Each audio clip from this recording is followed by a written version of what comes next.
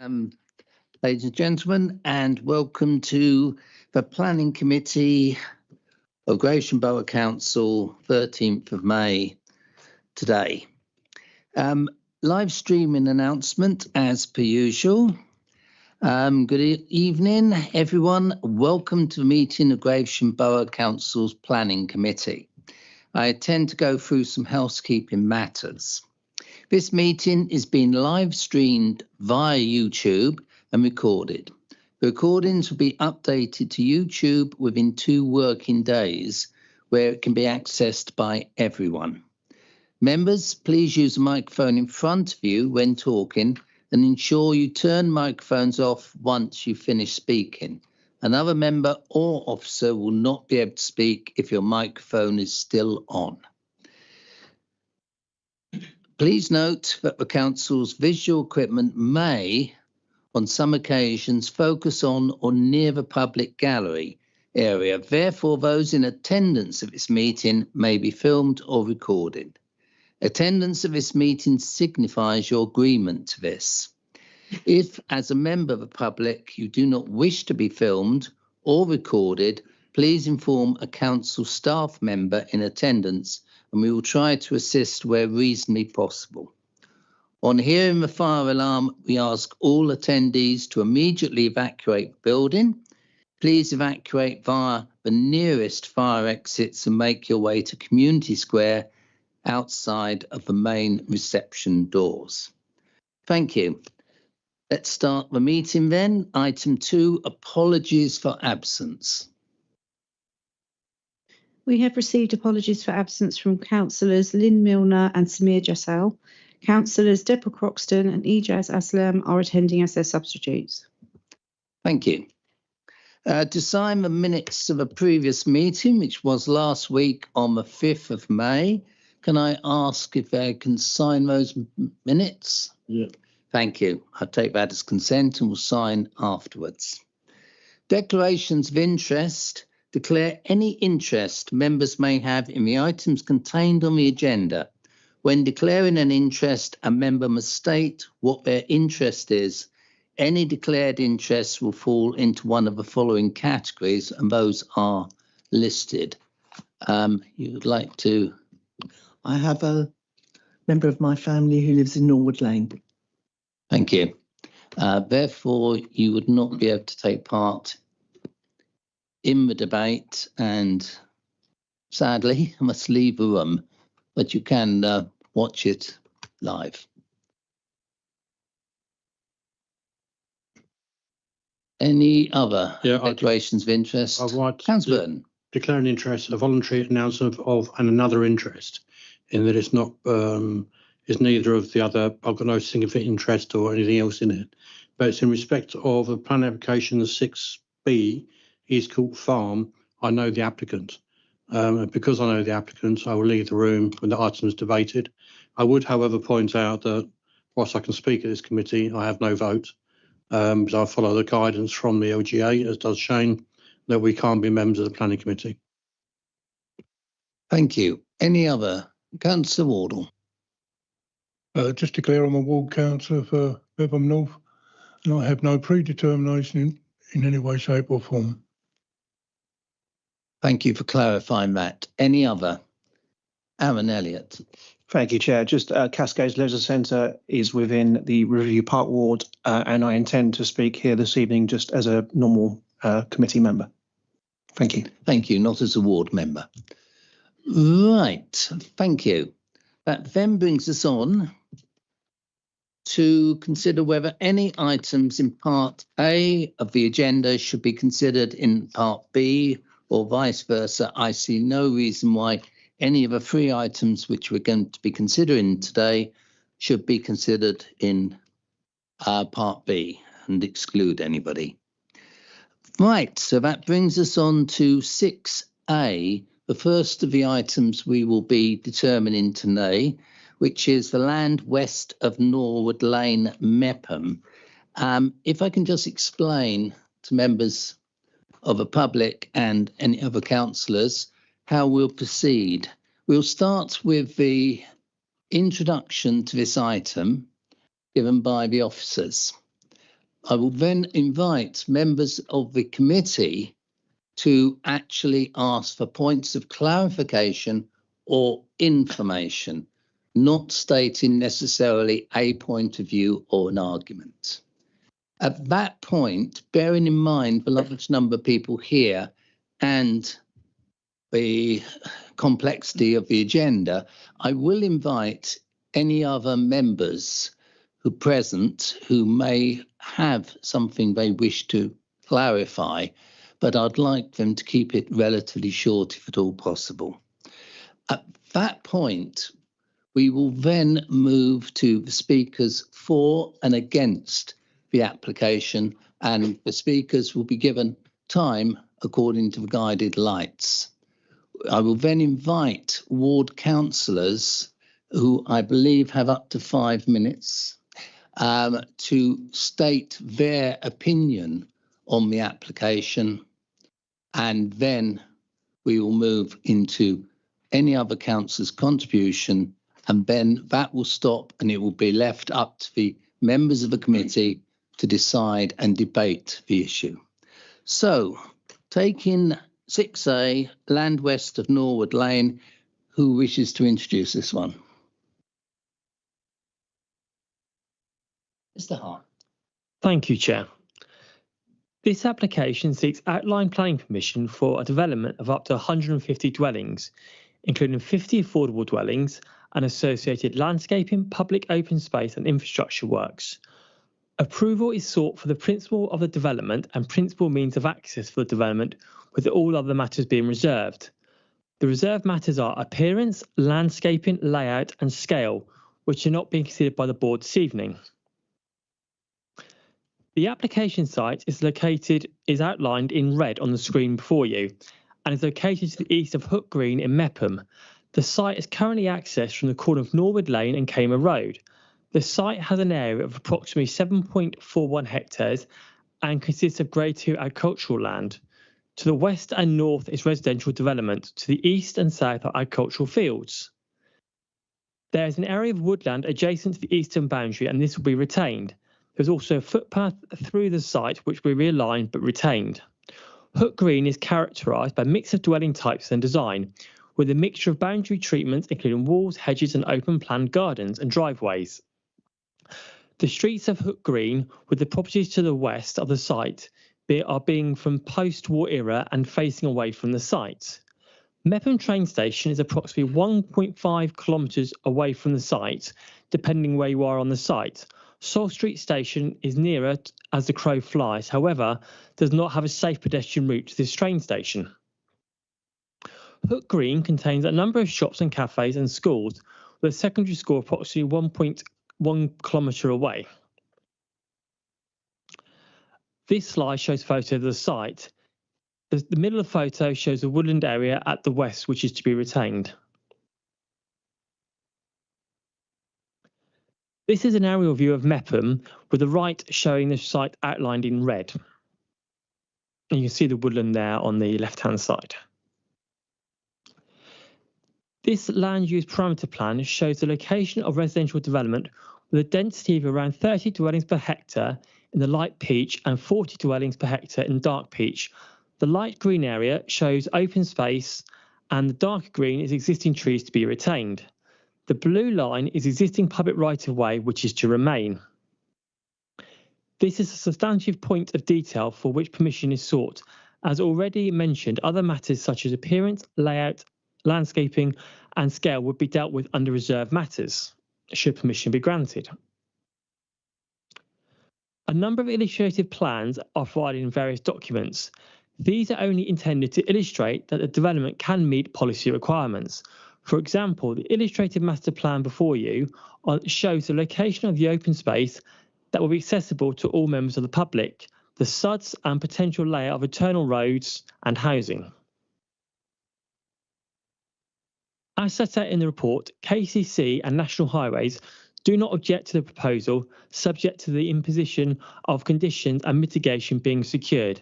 This includes the list on the slide before you.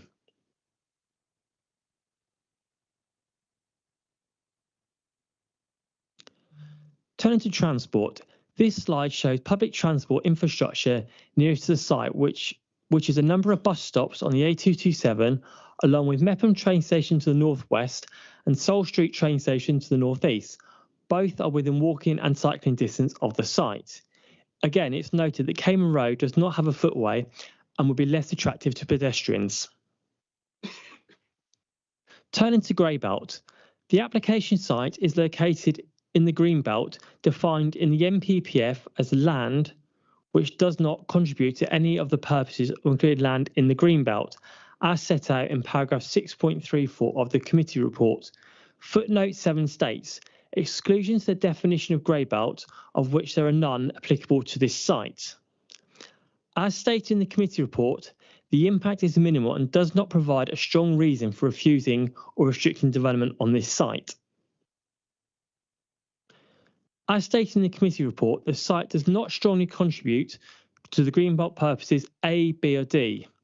These are checking the unrestricted sprawl of large built-up areas, preventing neighbouring towns from merging into one another, and preserving the setting and special character of historic towns. Paragraph 155 of the NPPF states that development of homes, commercial and other development in the Greenbelt should not be regarded as inappropriate where the following considerations apply. Utilises Greybelt land and does not fundamentally undermine the purposes of the remaining Greenbelt in the area. Demonstrates unmet need for a type of development proposed. Would be in a sustainable location and meets the golden rules. As set out in the committee report, the development is not inappropriate in the Greenbelt and therefore comply with policy CSO2 of the local plan. Turning to the golden rules, paragraph 156 of the NPPF states that where major development involving the provision of housing is proposed on land in the Greenbelt, which is subject to a planning application, the following contributions, e.g. golden rules, should be made. In this case, the development should provide 50% affordable housing, necessary improvements to local and national infrastructure, and provide new improved green spaces for the public. This proposal will provide up to 75 affordable dwellings, which equates to 50% affordable housing. This will be secured through a planning obligation agreement. Improvements to infrastructure include a financial contribution to bus services, towards cycle parking at the station, highway improvements, including extending the pavement and increasing speed bumps. The proposal also includes a new open space and play area that will be accessible to the public. The outline proposal, which only considers the principal development and access, has been assessed in relation to the key planning issues and the key concerns that were considered, including those raised by statutory and non-statutory consultees. Sufficient information has been provided to show that the vehicular access to and from the site can safely be achieved. The council cannot demonstrate a 5-year housing supply and therefore the tilted balance applies. This means that permission should be granted unless the adverse impacts significantly and demonstrably outweigh the benefits. The site is considered to be a sustainable location, subject to mitigation being secured, as set out in the committee report. The principle of residential use is considered to be acceptable. This together with the designation of the site as Greybelt under the NPPF carries significant weight. Whilst there is loss of Grade 2 agricultural land, this is not considered to outweigh the positive benefits of the scheme. The proposal is therefore considered to be consistent with the overarching planning policy objectives to achieve a sustainable development in the borough, meeting the requirements of the NPPF when taken as a whole. And where the adverse impact of the proposal does not significantly and demonstrably outweigh the benefits, the outline proposal is therefore accepted in principle and application is recommended for permission, as set out in the committee report. The recommendation there, the full recommendation set out in the committee report. Thank you. Thank you. So can I just clarify, Zad, that we are talking here about an outline planning proposal. Any subsequent details will come in further reports. Correct, Chair. So the matter before us today is an outline planning application. So we're only considering the principle of development here tonight, as well as the main access. Any other matters, for example, let's just take the design of a unit, the layout of the site, for example. Those would be matters dealt with under reserved matters applications, should permission be granted by the local planning authority. Thank you, Chair. Thank you. So members of the committee, any points of information or clarification? Thank you, Chair. Can I just clarify that there is no bus route along the Kamer Road? There's no bus route, but the only bus route is the A227. Is that correct? There are bus routes, but there are no bus stops. Thank you. Thank you. Aaron. Thank you. KCC Highways have formally stated the bus service is inadequate, as Councillor Pearson just alluded to, and the site is highly car reliant. Active Travel England have recommended deferral, not approval. On what basis do officers conclude that the sustainability test in paragraph 155C is met when two of your principal transport consultees do not? Thank you. Thank you. Thank you, Chair. So we have taken on board, obviously, the comments from all consultees, and as planners, we sort of take a balanced view, and we feel on balance that whilst Active England have concerns, our view is that the site being within walking distance of a train station, two local centres, and obviously bus stops on the A227, on balance, we take in the view in the report it's a sustainable location. Shazad, do you want to come in? Thank you, Chair. The only additional thing I'd like to add is that KCC, in their role as Highways Authority, they're not objecting to the proposal, subject to the relevant mitigation being secured. Part of that mitigation is a per dwelling contribution to bus service improvements in terms of the 308/306 route. Thank you, Chair. Les. Thank you, Chair. We're talking about walking distance to a bus stop on the A227 along Kamer Road, I take it, Kamer Road, wherever way you want to pronounce it, with no pavements. We're talking about affordable housing, 75 affordable housing. I take it we're talking about young families moving into them houses, because that's what affordable housing is about, and that's what they're for, apparently.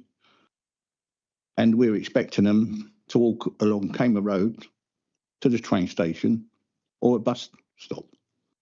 I find that totally unacceptable. Les, you know I'm going to stop you at that one. It's a question for clarification. I think you've slipped into something else. Okay, I'm looking around for members of the committee. Right, I'm now going to take councillors, other councillors present. Councillor Mockley-Cox. Thank you very much, Chair. There's one for our legal colleague here, I think. This site is in Regulation 19, but lots of references made that it is not due weight because it hasn't met the requirements in it, and this is clearly in the paper. So therefore, if it isn't enforced, technically, does that mean this site then is not in the local plan and therefore in the current local plan, and therefore should be given the weight of that local plan, and therefore would be, I suppose, exempt and therefore green belt and shouldn't be developed upon at this stage, given that it doesn't have the relevant weight?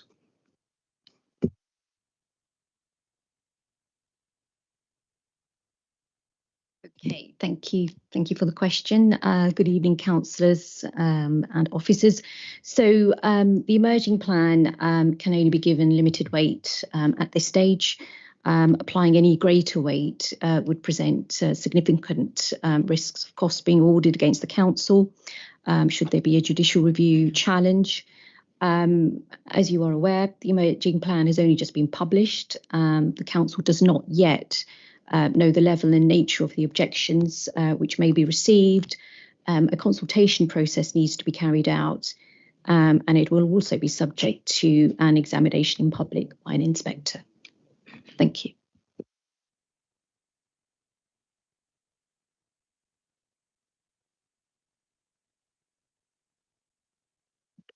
So thank you, Chairman. A lot of weight has been given this evening to the fact that this application contains publicly accessible space. And it's my understanding that publicly accessible space and the ongoing maintenance of publicly accessible space is a material planning consideration. Looking through the various conditions, and particularly at the section of the report that's titled Additional Conditions, you contain a section that's listed as Habitat Management Site. And I was just looking to seek clarity from our officers whether or not it was their intention that the habitat plan would cover the ongoing maintenance for the publicly accessible space. And if not, would they be willing to consider conditions at this stage to protect the site from future neglect? Because we see time and time again applications passed with so-called publicly accessible space, only for in 5 or 10 years' time that land to become overgrown and costly to the local councils that then have to pick up the bill. A fair point, Councillor. Thank you, Chair. Thank you, Councillor Mead. So the way this would work is that particular matter would be addressed under the Planning Obligations Agreement, and the Section 106 agreement would effectively include clauses requiring the developer to maintain that space. Thank you, Chair. Right, Councillor Burden. Just a question, a clarifying comment made by the officer. Mentioned the fact that there are buses that pass by the site, but there are no bus stops. How do you, if they pass by the site, how do you physically get on the bus? Do you just use an umbrella and hook yourself on, or how does it work?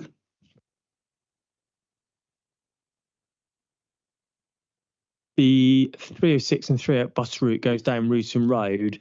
Other bus routes pass along Camer Road, but they don't stop on that site at the moment. So any future residents would need to walk to the A227 to get a bus. Right, I've seen Councillor Dibben, and I'll come back to you, Councillor Croxton. Thank you, Chair. The site is entirely green field.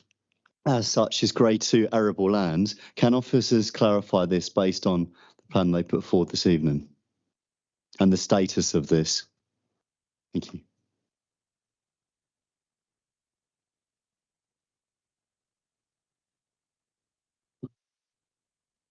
Thank you, Chair. So you're correct. This is grade 2 agricultural land. That's reflected in the officer report.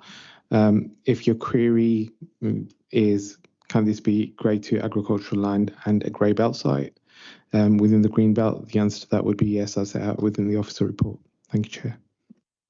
Thank you. Councillor Croxton, I saw you. Thank you, Chair. Point of clarification on the supplement on 2.24, where it says the applicant has considered a proposal for a bespoke bus service.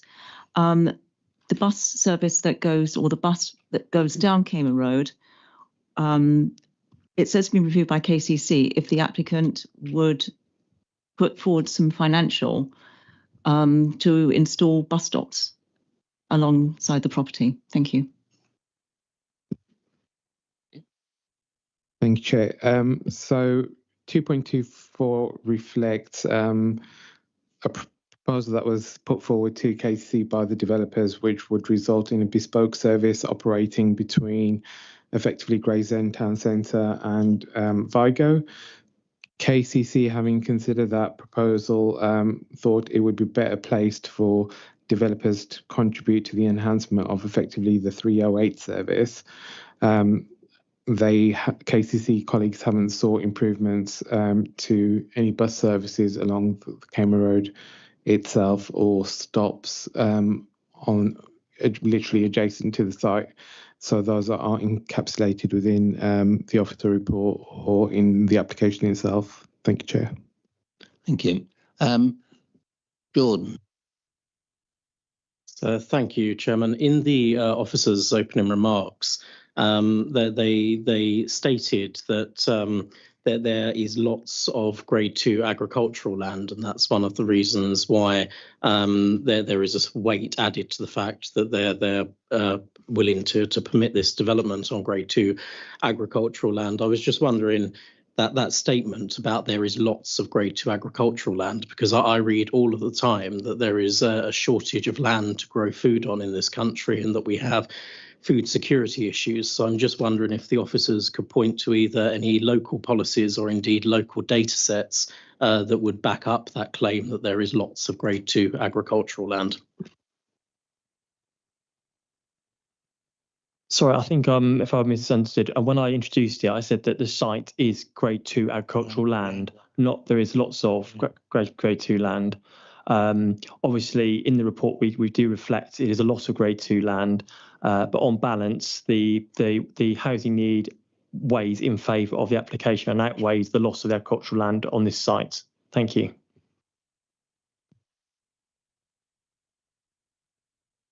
Thank you, Chair. The Greenbelt study rates this parcel at the highest level of harm from development. Did officers commission any independent Greenbelt assessment on this land, or is it solely down to our own classification? Thank you. Thank you, Chair. When it comes to development management, it's a consideration of the information before the case officers in terms of that particular application, and no additional information would be commissioned by the case officer in respect of Greenbelt for determining a planning application. That wouldn't be normal practice. Thank you, Chair. Aaron, did I?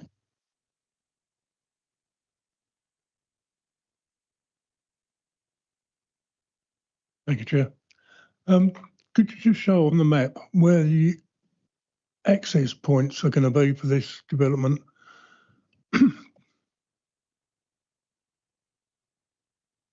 Okay, so the principal means of vehicular access is here.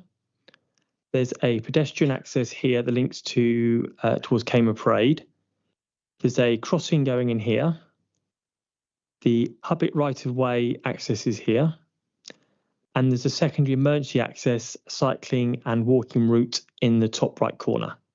And also you've got the public right-of-way that goes into the estate here. Thank you.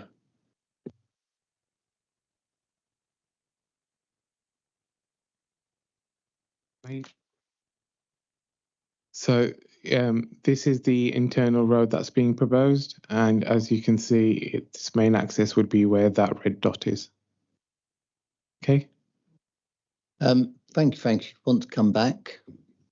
Yeah, just looking at that, you said earlier that the light green was open space, i.e. probably play area for children, yet you've got an access there. Just to confirm, yes, there is a vehicular access going in there, but to the left of that laser pointer, you've got some open space. This is an indicative outline layout. So essentially that is showing the road through the site, and it shows the different use of the site. So it's just showing the high level principles. Thank you. Thank you, Chair. Just for clarification,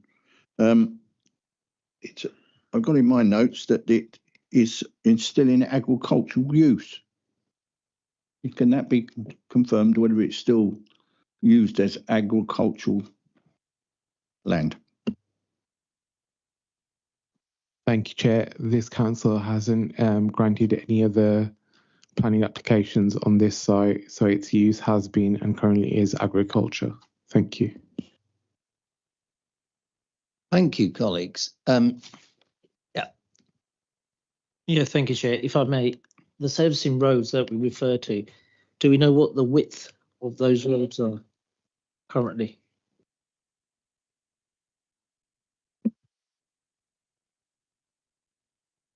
Sorry, is your query related to the width of Caymer Park Road? So Caymer Road. Yeah, so basically the roads that will lead to the site, that's what I'm referring to.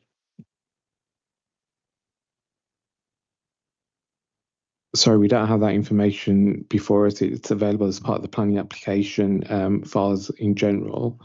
The Highways Authority have considered the improvements that are needed to Caymer Road as well as the width, sight lines, etc. And they entirely contend that they can meet the relevant standards required to provide safe access. Thank you, Chair.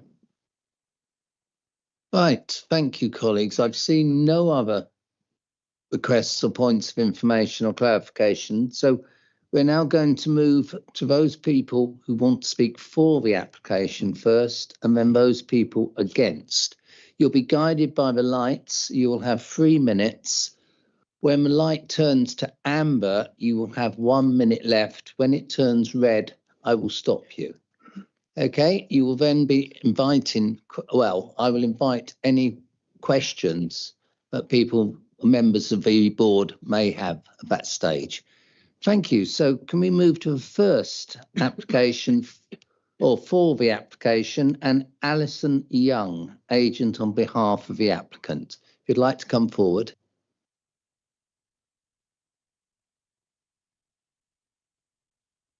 And when you're ready to start, indicate, and the light will turn green.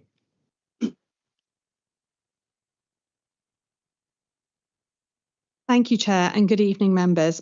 I'm Alison Young from Turley, the planning agent representing Taylor Wimpey. Neil Marshall, the transport consultant, will be speaking after me and able to answer any specific questions about transport and accessibility elements. I would like to thank officers for bringing this application to committee with a recommendation for approval following careful consideration throughout the process. As officers have confirmed, the site is sustainably located on the eastern edge of Mepham. It is well contained by existing roads and residential development and is within close proximity to a range of services and facilities, including local centres, local schools, Mepham Station and Kamer Park Country Park.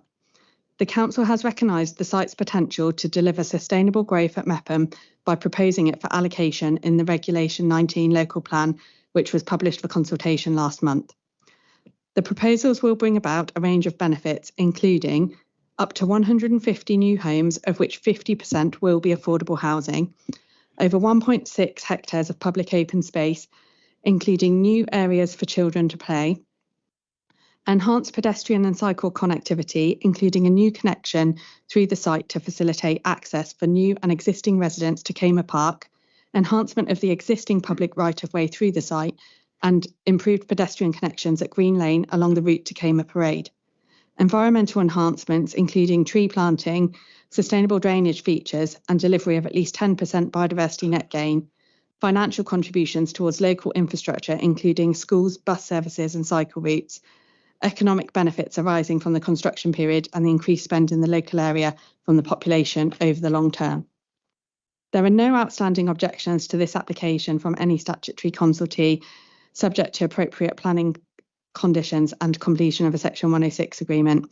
There is an acute need for housing in the borough with a significant shortfall in supply at present. While progression of the local plan will inevitably take some time, the current application presents an opportunity to respond proactively. Overall, the benefits, which include 50% affordable housing, are significant, and if permission were granted by the council, Taylor Wimpey would be able to deliver the new homes within the next 5 years, making a meaningful contribution towards addressing the housing shortfall and meeting local needs. For those reasons, we respectfully ask members to endorse the officer recommendation and grant planning permission. Thank you. Thank you, Alison. Members of the committee, any questions? I see none, so you may escape. Thank you very much for your contribution.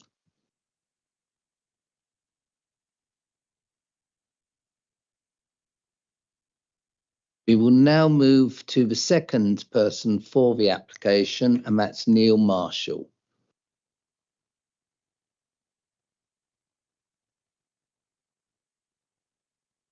Understand the routine now. Thank you. Good evening, councillors, and thank you for the opportunity to speak to support of this application tonight. I'm Neil Marshall, a partner at iTransport, appointed by Taylor Wimpey to assess access arrangements and the site's transport impacts. From my many years travelling to and through Mepham, it is clear its reputation as the longest village in England is justified. It is a largely linear settlement with facilities grouped in pockets around greens and public houses, rather than a single traditional centre. If there is a heart to Mepham, it is around Hook Green, close to the site. Within a 5-minute walk is Cayman Parade, with 2 convenience stores, Tesco Express and Cost Cutter, a range of takeaways, restaurants and cafes. The applicant also commits to a new formal uncontrolled crossing of Ruton Road near Green Lane to improve access to these services. Mepham Community Academy and Nursery within a 5 to 6 minute walk, with the specialist Helen Anderson School a further minute beyond. Further to the south, the secondary school, another nursery, the leisure centre and medical centre and the library are around a 20-minute walk, a 5-minute cycle. To the north, within about 10 minutes walk, are further day-to-day services, including Morrison's, a pharmacy and post office. For travel beyond Mepham, the site is under 400 metres, about 5 minutes walk from bus stops to Gravesend and Sevenoaks, including dedicated school services. Mepham railway station is also highly accessible, around a 12-minute walk, with at least 3 trains per hour each way and a direct link to Swanley, Bromley, London and the Medway towns, meeting the government's definition of a well-connected station. The site also lies next to Cayman Country Park, a major village asset. Currently access is constrained, including a crossing point on Green Lane without dedicated provision. The proposal to extend the northern footway east and provide 2 formal uncontrolled crossings of Green Lane to Cayman Park, improving safety and convenience. The outline proposal for the site also includes a surfaced all-weather route linking Deansway and Tredescan Drive via the public footpath, as well as a commitment to provide a number of local footway upgrades as informed by a walking audit, all to the benefit of the existing community. KCC has rigorously reviewed the application, including access designs and independent road safety audit. Based on measured traffic flows and speeds in locations requested to be analysed by KCC, the access arrangements will be found to be safe and effective for all users. The assessment also shows the future year impact is acceptable for operation and safety, even allowing background traffic growth. KCC's position has followed thorough scrutiny. Overall, I consider the site is well placed for sustainable travel, with many everyday trips achievable by walking, cycling and public transport. However, don't just take my word for it. The DFT's connectivity tool assesses sustainable access to day-to-day services across the borough on a scale from A, best, to J, worst.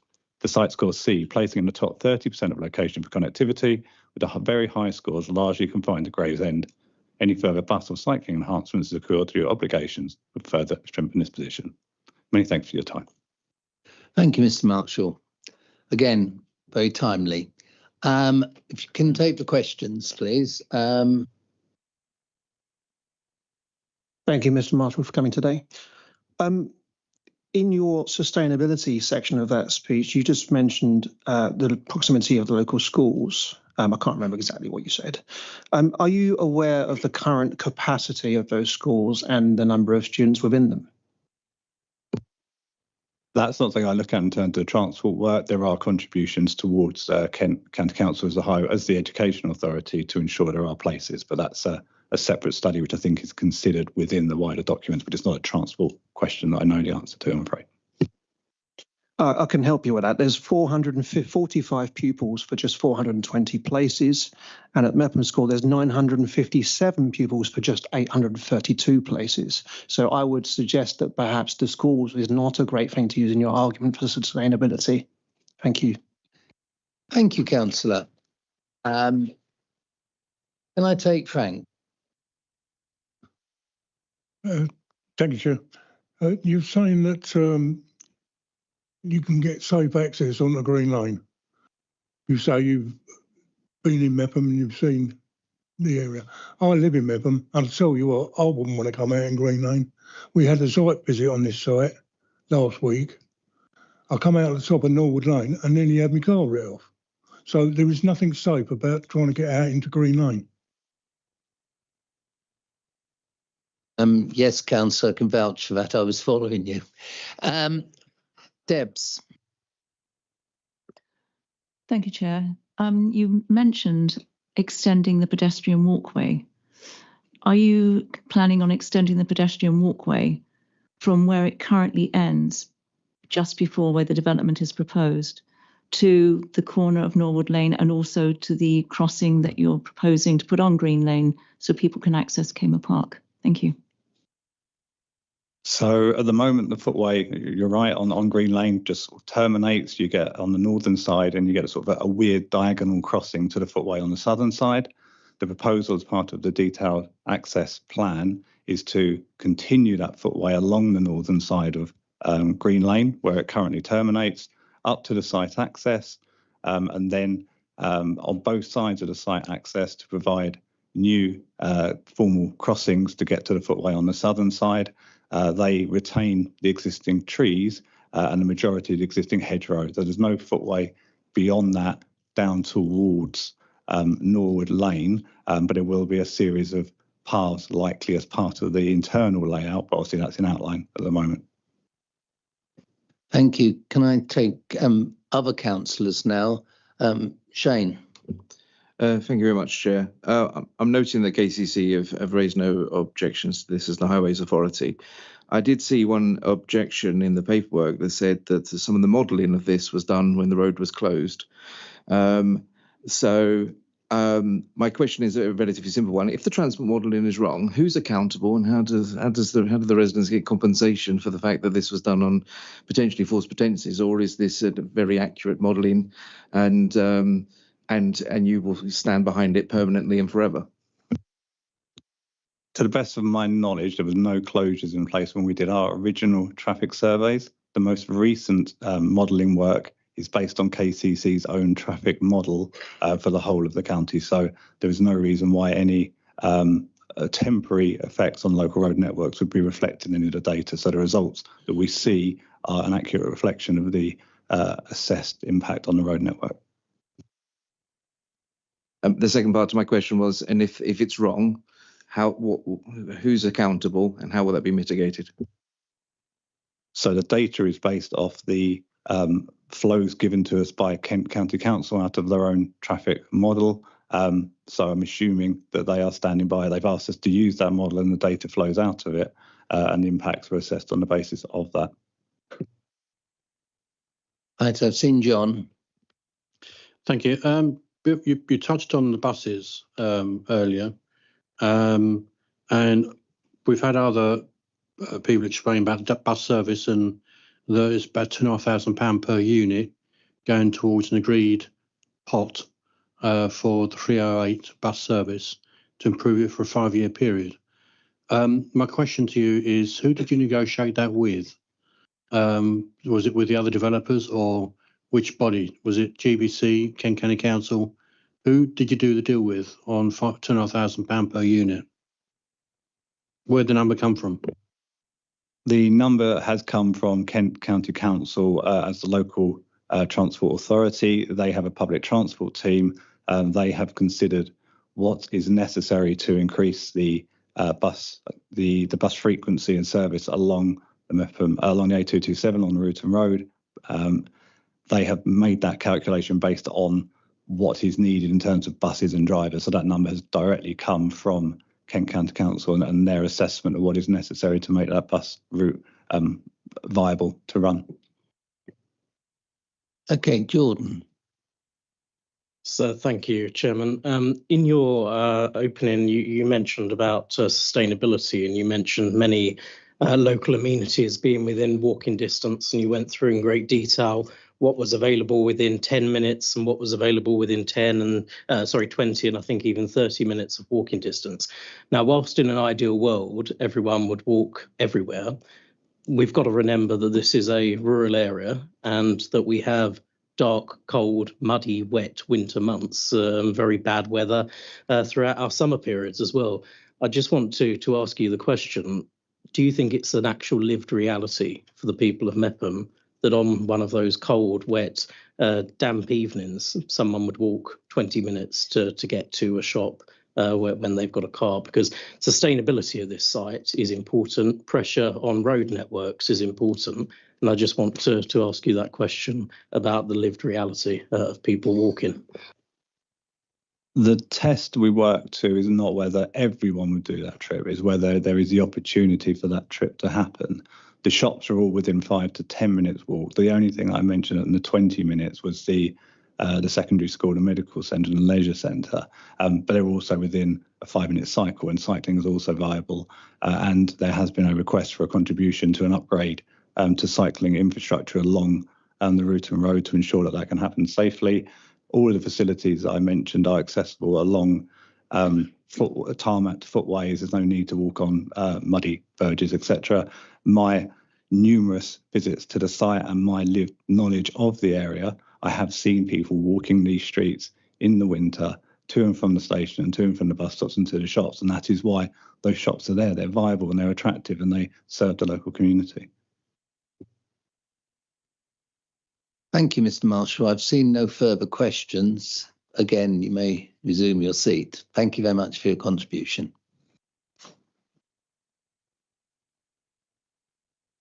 Right, colleagues, we will now move to the three speakers we have against the application, starting first of all with Roger Collins, Mepham Parish Council. Thank you, Mr. Collins. You're familiar with the approach, I would imagine, by now.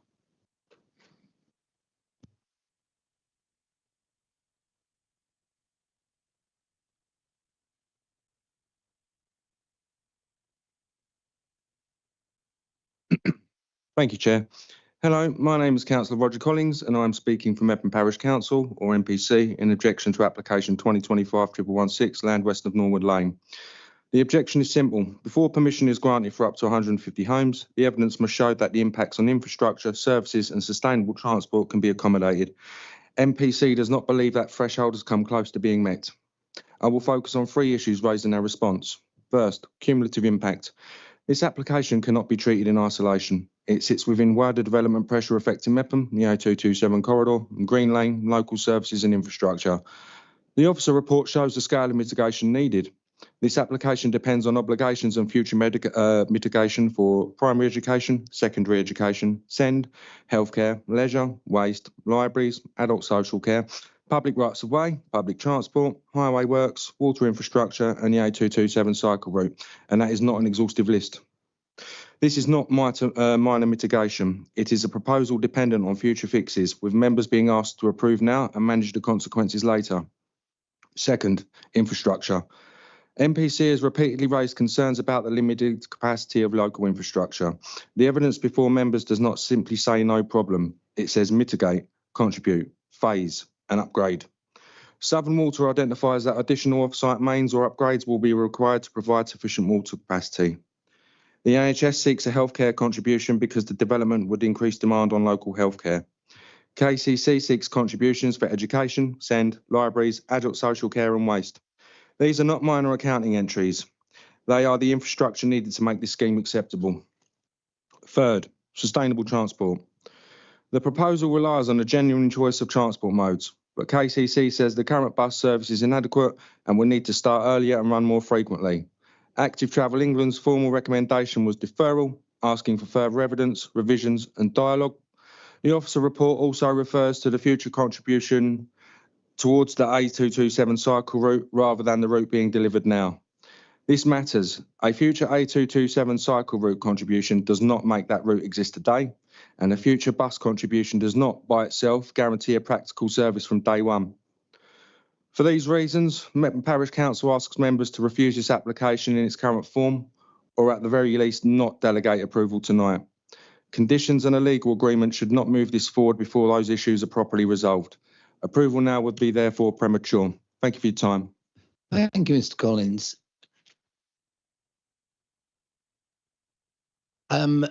Members of the board, any questions? No. Any other questions from fellow councillors? No. No, you may escape as well. Thank you very much for your contribution. Thank you, sir.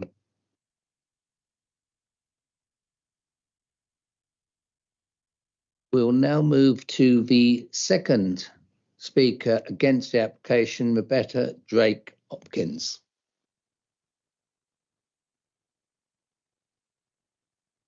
And I'm sure you're by now familiar with the process. Thank you. Thank you and good evening. Before you reach your decision on this application tonight, I want to raise several serious concerns for your consideration.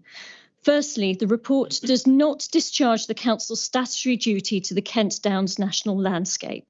The site abuts the national landscape along its southern boundary at Cammer Road, which provides an important rural buffer between it and Hook Green. Development here would extend the settlement edge to directly abut the designated area.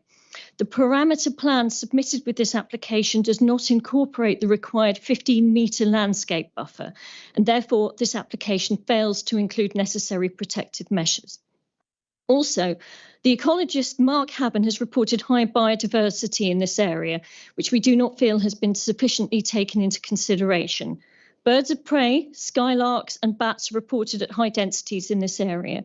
Also, paragraph 6.186 of the officer report shows a lack of confirmation on whether the main badger set lies outside the development area, instead relying on an assumption that it is outside the development area. Just noting that the Protection of Badgers Act 1992 makes it a criminal offence to damage or destroy a badger set. Permission therefore cannot be granted with this material uncertainty unresolved. We also challenge the classification of greybelts in this application.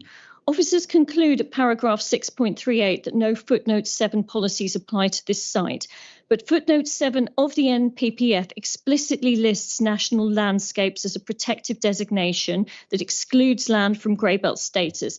It does not distinguish between land within a national landscape and land in its setting. This site directly abuts the Kent Downs National Landscape. We submit that footnote 7 applies, and therefore this site cannot qualify as greybelt. On a site rated high harm by the Council's own Greenbelt study, which abuts a national landscape, the very special circumstances test, which requires harms to be clearly outweighed, is therefore very unlikely to be met. In addition, the highways assessment, the planning obligations, the overall planning balance, and the recommendation all state to follow in a supplementary report. Therefore, members are being asked to determine this outline application without the complete officer analysis. We put to you that this incomplete report, with the incorrect greybelt classification, the statutory duty to the Kent Downs National Landscape and the impact on local wildlife, including the unresolved badger set, all independently justify deferral or refusal. Thank you. We hope that you will apply the same rigour you did to the Blackthorn Farm application last week and refuse this application, or at least defer until all material is available. Thank you. Thank you. And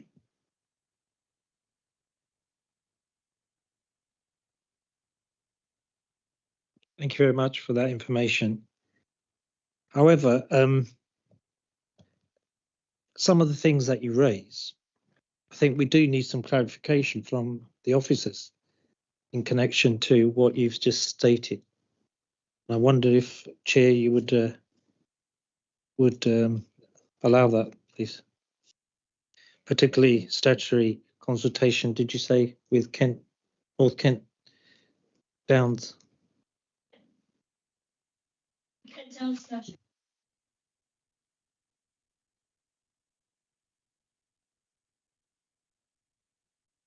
You can take clarification on those points when we have the main debate, if you want to raise that up. But does anybody want to comment on the Kent Downs National Landscape or badgers at this point?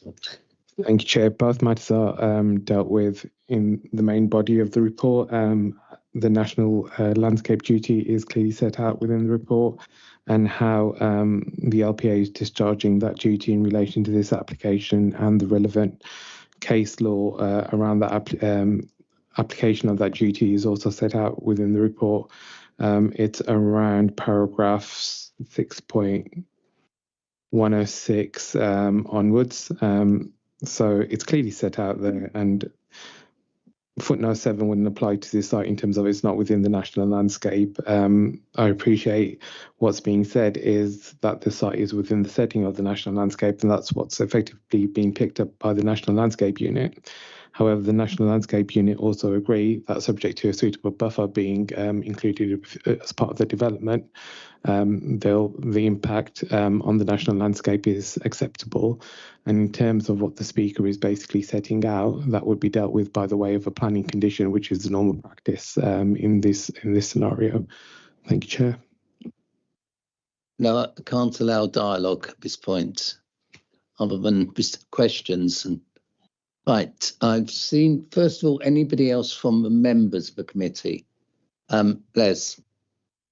yes, can we have the clarification of the badger sets? Is it within the perimeter of the development, or is it on the outside? Is there clarification of that, please?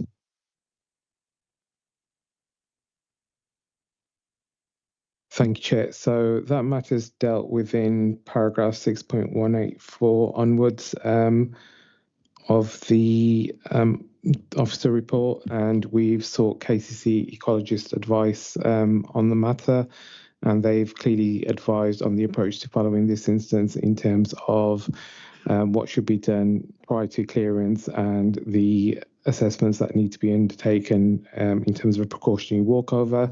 That's set out at paragraph 6.189, and subject to those matters being secured, they haven't raised any concerns. So the matter would be again dealt with condition, and that's appropriate and suitable in this instance. Thank you. Shane. Thank you very much, Chair. It is another clarification, I'm afraid. Statutory consultees are used quite often as a weapon one way or another in these committees. It might be I'm after a bit of clarification for everybody. Where statutory consultees do not necessarily mean, Chair, my understanding, that whatever they say must go. They are indeed that consultees. The statutory part is they must be consulted, not that they are that. So it'd be worth getting clarification for this debate and subsequent debates, frankly, on this. Statutory consultee, does it mean they must be listened to, or we must just consult them? I think that's a very fair point. Would anybody like to comment? More than happy to, Chair. So A, they have to be consulted. That's the statutory part. But their council would have, as in its role as the local planning authority, would have to have evidence and justification to depart from effectively their response. For example, if it was the Highways Authority in the form of National Highways, departing from their advice would result in a formal objection, which the council wouldn't be able to overcome and would lose any fight in terms of judicial review. So it depends on what the advice relates to. But the likelihood is most LPAs would take heed of that advice because it's made by informed people on behalf of normally a government body or a particular government department or other agency in charge of a particular aspect. Thank you, Chair. Jordan. So thank you, Chairman, and thank you very much for your contribution. You made a very valid case and gave justified reasons why the committee would have grounds to reject this application. And you also made a very good case for why, if they weren't minded to reject the application, that it should be deferred. Based on the fact that further studies and more evidence needs to be gathered. Could you just clarify what further studies and what additional evidence you think the committee should see before making a determination, please? Thank you. So, first of all, we obviously, as I stated, we are still missing the highways assessment, the planning obligations, the overall planning balance, and the recommendation, which is stated to follow in a supplementary report. So again, we need these full analyses before proceeding. I would also argue that in response to the head of planning's comment, the comment on biodiversity in the area, first of all, paragraph and sections 6.190 does state that, sorry, I'm losing my place now. So regarding the badger set, it actually says in your own plan that there is an assumption made that the set lies outside the development area as opposed to that having been confirmed. I would request that that is formally confirmed with further investigation, because obviously we do not want to risk a criminal offence and a serious impact to biodiversity should this application go ahead. Back to the point about the 15-metre landscape buffer, that is actually discussed in sections 6.109 to 6.111 of the report, which does state, let me read it out, the parameter plan fails to incorporate this requirement, without which it nullifies the assessment of residual impacts in the LVIA in relation to the KDNL. A condition is therefore recommended to ensure this is provided within the landscaping scheme. As it's not provided in the current plan, I would suggest that it would be important to clarify or to mandate that this is provided before the plan is further discussed. Does that fully? Thank you. Through the chair, if you can. Jordan, do you want to come back? Yes, thank you, Chairman, and thank you very much for that answer. I just turn to our legal officer, please, for a point of clarity. We've heard some very grave environmental concerns raised.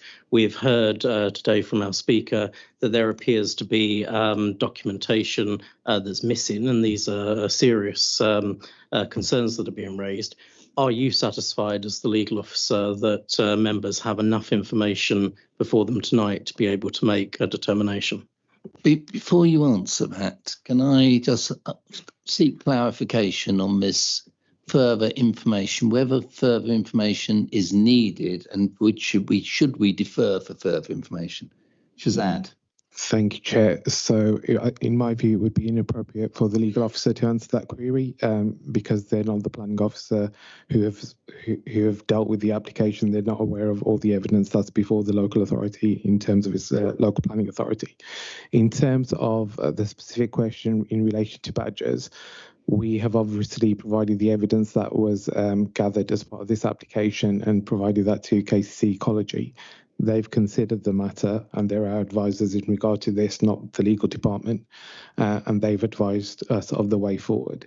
And as set out by the speaker, what they've advised is that the matter should be dealt with by way of a planning condition, and that's what's proposed. Now, it's also correct that the committee report effectively sets out that the matter will be dealt with by the way of a planning condition, and it's a legal responsibility of those undertaking the works to make sure they do not harm a badger set, because that's a legal requirement. So we would do that with birds as well, when there's bird studies.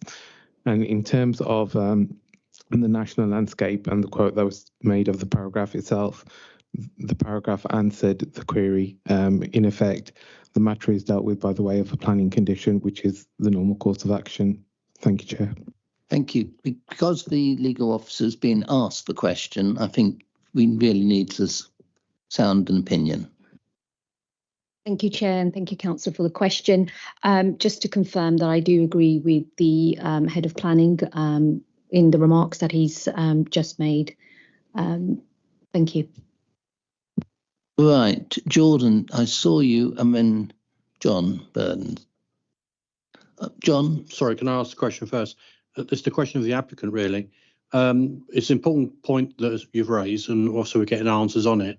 But just for clarification for members, have you seen the supplementary that was sent out last Wednesday on the 13th of May? Because that may well be the information you're referring to that members have actually had. If you didn't see it online, that would explain why you're expecting more and members have actually had it.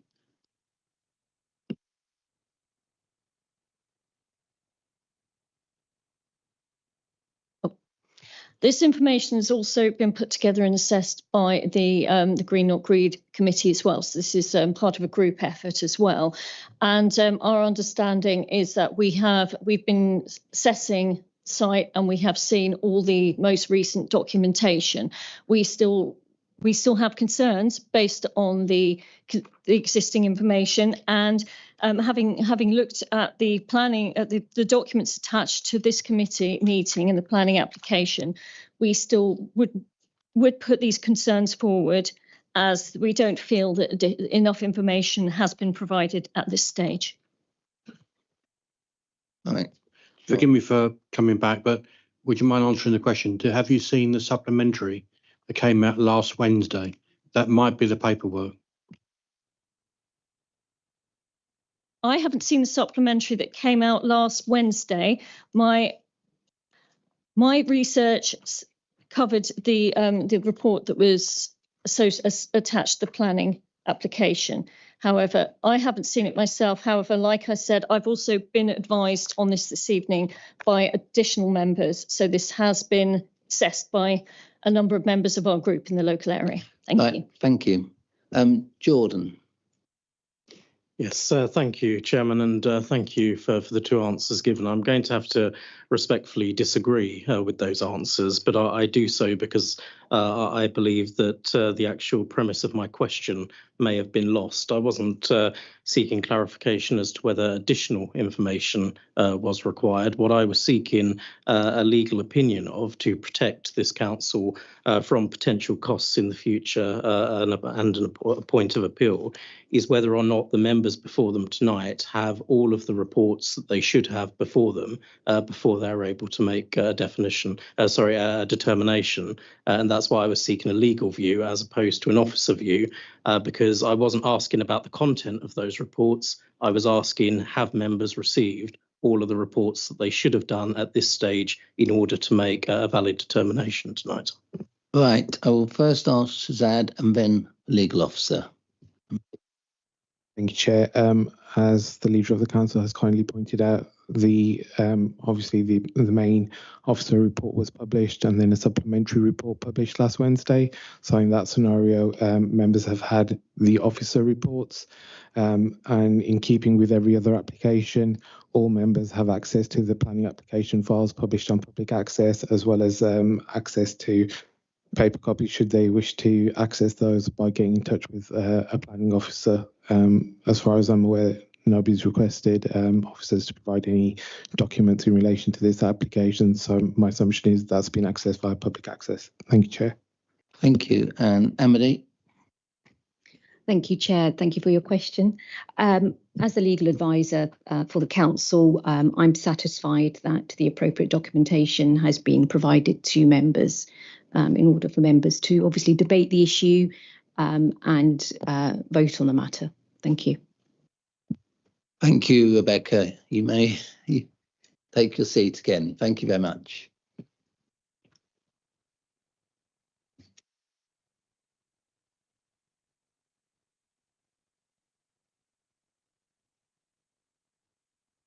And that is Les Hoskins. If you'd like to come forward, I'm sure you're aware of the procedure.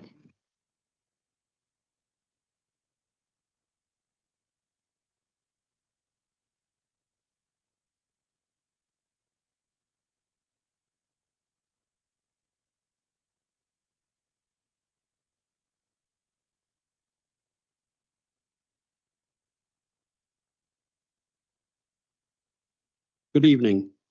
I'm Les Hoskins, a resident at Chinnery Court in Mepham. I strongly object to this proposal, which is the wrong development in the wrong place, and I ask members to refuse it. Firstly, this scheme would cause irreversible harm to the countryside and the character of Hook Green. The council's own report admits the site has clear rural character and sits outside the recognised village envelope. It also confirms that part of the site makes a significant contribution to protecting the countryside from encroachment. This is not brownfield land, not the euphemistic grey belt. It is open Grade 2 agricultural land, forming part of the rural setting of Mepham and the approach to the Kent Downs landscape. Once this land is lost to a housing estate, it is lost forever. The scale of this proposal is also completely out of keeping with the area. 150 houses cannot be described as limited development. It would extend suburban sprawl into open countryside and set a damaging precedent for further erosion of the green belt around Mepham. Secondly, the site is not a sustainable location for major development. The report itself states the development will be highly car dependent. Public transport as such is non-existent to residents who do not drive. So many everyday journeys will inevitably rely on private vehicles or hired services. There should be no existing or proposed developments in Mepham and the surrounding villages until the A227 corridor from the Green to Isted Rise is finally cleaned up with safe surfacing, curbs and pedestrian and cycling tracks alongside the road or slightly rerouted. When I say no passing of planned developments, I mean zero. Local roads around Norwood Lane, Green Lane and the wider Mepham area already experience congestion, pressure at school times and safety concerns. Adding potentially hundreds of additional vehicle movements every day will worsen those problems significantly. Third, this proposal would destroy high-quality agricultural land at a time when protecting food production is more important than ever. The site is classified as Grade 2, best and most versatile farmland, and national planning policy specifically recognises the value of this land and says it should be protected wherever possible. Building on more than 7 hectares of productive farmland for speculative development is short-sighted and unnecessary. Members, the Council's housing pressures do not remove your responsibility to protect the countryside, ensure sustainable development, and make decisions that are right for the long-term future of the community. This application conflicts with the character of Mepham, undermines the purposes of the Greenbelt, and places development in an unsustainable location. Thank you. I therefore respectfully urge the committee to refuse this application. Thank you. Thank you. Right, members of the committee, any questions? I see none. Aaron. Thank you. 808 responders objected to this application, which officers will tell you is not a material consideration. But it's curious that 808 will spot the same problems that yourself, KCC, Active Travel England, and the officer report itself then go on to confirm in writing, telling us, like you have, buses are inadequate, the lanes are too narrow, cycling routes are unsafe, and the site was too far from services to be sustainable without a car. KCC wrote to this council and said in their own words that the bus service is inadequate to make the site sustainable. Aaron, please, question. You know that. Not a comment. It's part of my question. Time for comment afterwards. Question, please. To yourself then, given all of the above, would you say, do you find it surprising when there's 808 residents who agreed with you? Do you find it surprising that the council is recommending approval? Thank you.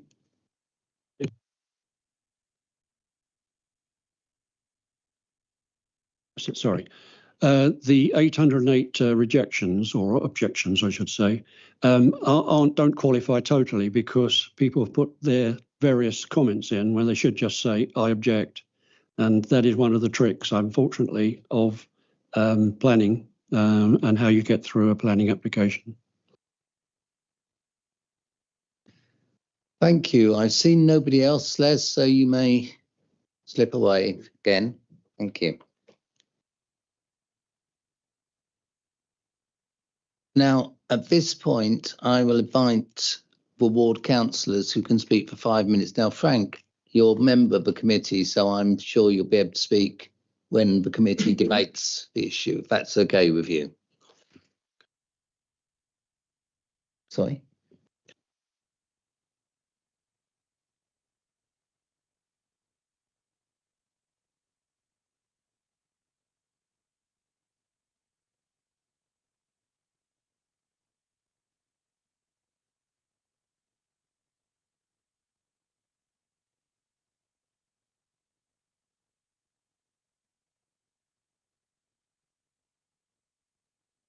Gary, you can speak as ward councillor. You have 5 minutes. Right. Okay, yeah. Thank you, Chair. I want to start with a simple question. Recently, and I mean very recently, this committee and actually looked at Blackthorn Farm and said the bus service is inadequate.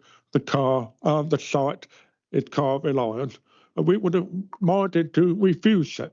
KCC Highways are now looking at this site and written, and I'm quoting their own very words, that the bus service is inadequate to make the site sustainable and that residents would be highly car reliant.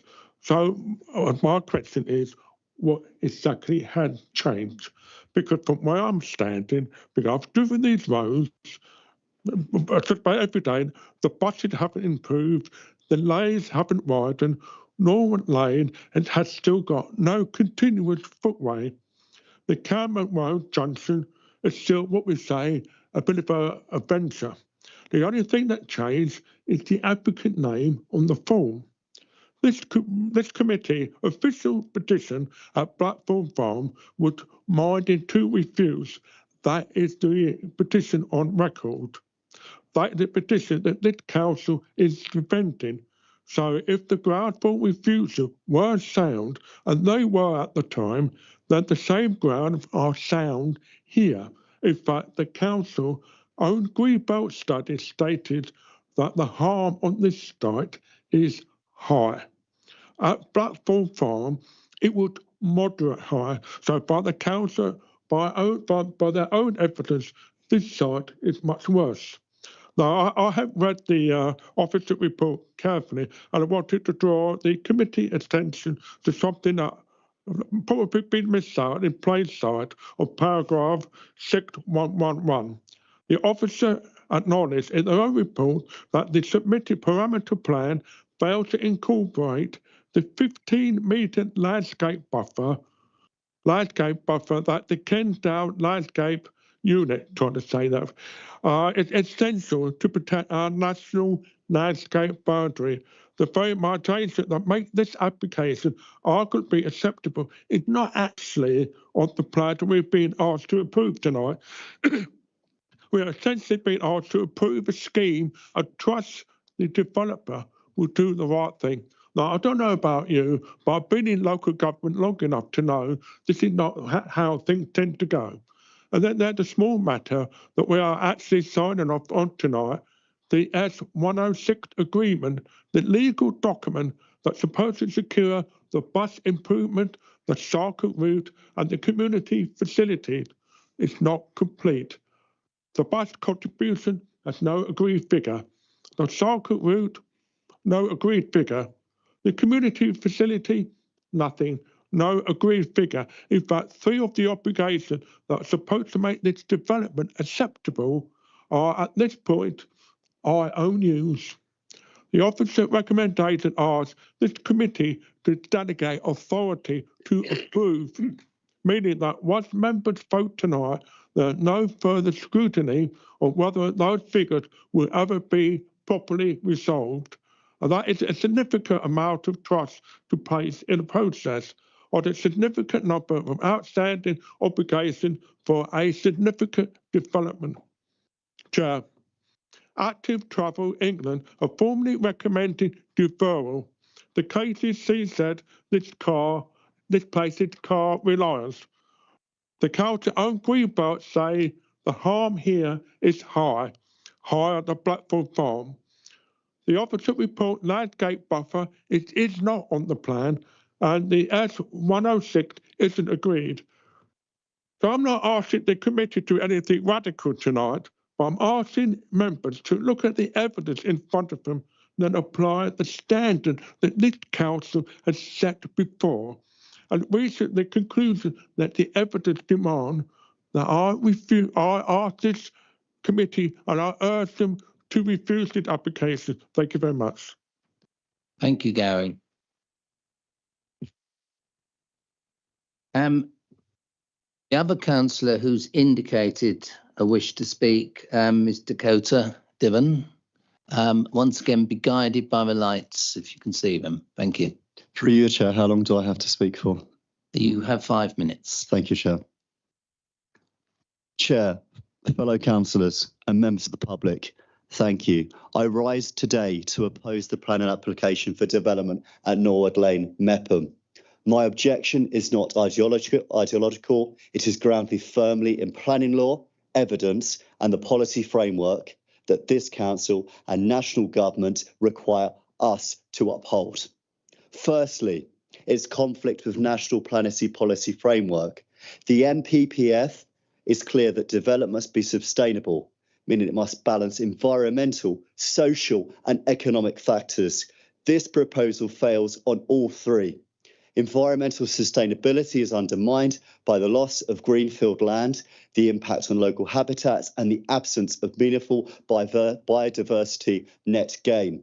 Social sustainability is compromised because the development is not supported by an adequate infrastructure. Roads, water supply, healthcare, schools are already stretched. Economic sustainability is questionable when the development risk increases congestion and reducing the effectiveness of the A227 corridor.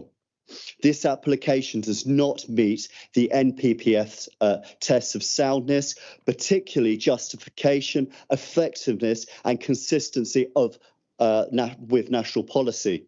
Secondly, Gravesham's draft Regulation 19 local plan is clear policy conflicts. The Regulation 19 draft set out several key objectives that this proposal directly contradicts. Objectives to reduce car usage by 5%, yet this development is entirely car dependent with no realistic alternatives. And I echo what Councillor Harding said on it has no realistic alternatives and there's a heavy reliance on car usage. Commitment to protect rural character and prevent urban development. This scheme extends the built into our open countryside. And obviously, lastly, climate emergency declaration. In 2019, the Council committed to reducing climate emissions, yet this development increases car trips, increases congestion and increases carbon output. The proposal is not plan-led and is approving would undermine the integrity of the local plan. Thirdly, traffic and highways. The A227 cannot cope. The A227 is already operating and in some sections beyond capacity. Residents know that. Kent Highways and National Highways know this. Anyone who travels it daily, like I do, to Rootham, where I work, knows this. Peak times anywhere already stretched through Mepham, specifically in obviously the rush hour periods coming from Icy Rise past the Mepham Secondary School and onto Rootham. The road has limited opportunities for widening due to topography and existing developments. You can't expand the 227 in points because of the nature of the road. It's set in stone. Additional vehicle movements from the site would worsen congestion, increasing journey time and reducing road safety. This direct contradicts Gravesham's transport objective to reducing reliance on private vehicles, not increasing it. Water supply. Regional water companies cannot meet current demand. Regional water companies have repeatedly acknowledged supply issues in the region. We have seen hosepipe bans, supply interruptions, infrastructure failures, and a knowledge deficit in long-term water resilience. Adding new homes without guaranteed sustainable water supply is irresponsible and contrary to the NPF requirement that development must be supported by adequate infrastructure. On fifth point, biodiversity and environmental impact. Norwood Lane sits within a sensitive rural landscape. The proposed development threatens the habitat fragmentation, the loss of hedgerows and wildlife corridors, the increased surface water runoff and the reduction in local biodiversity. This application does not demonstrate a credible biodiversity net gain as required by national legislation. Given Gravesham's climate emergency declaration, approving the development increases emission, reduces green space and damages biodiversity would be inconsistent with our own commitments as a council.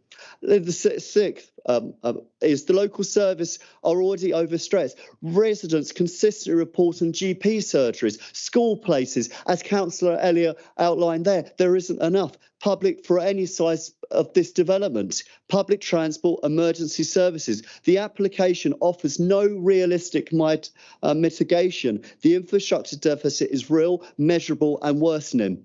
Chair, this application is contrary to the NPPF, National Policy Planning Framework, contrary to the Gravesham Regulation 19 local plan, contrary to our climate commitments, unsupported by adequate infrastructure, damaging to biodiversity and the rural character of Mepham. Let me finish, Chair. No, unsustainable thank water, you, Councillor. terms of water supply. No, I'm not letting you. For these reasons. Councillor, you're abusing.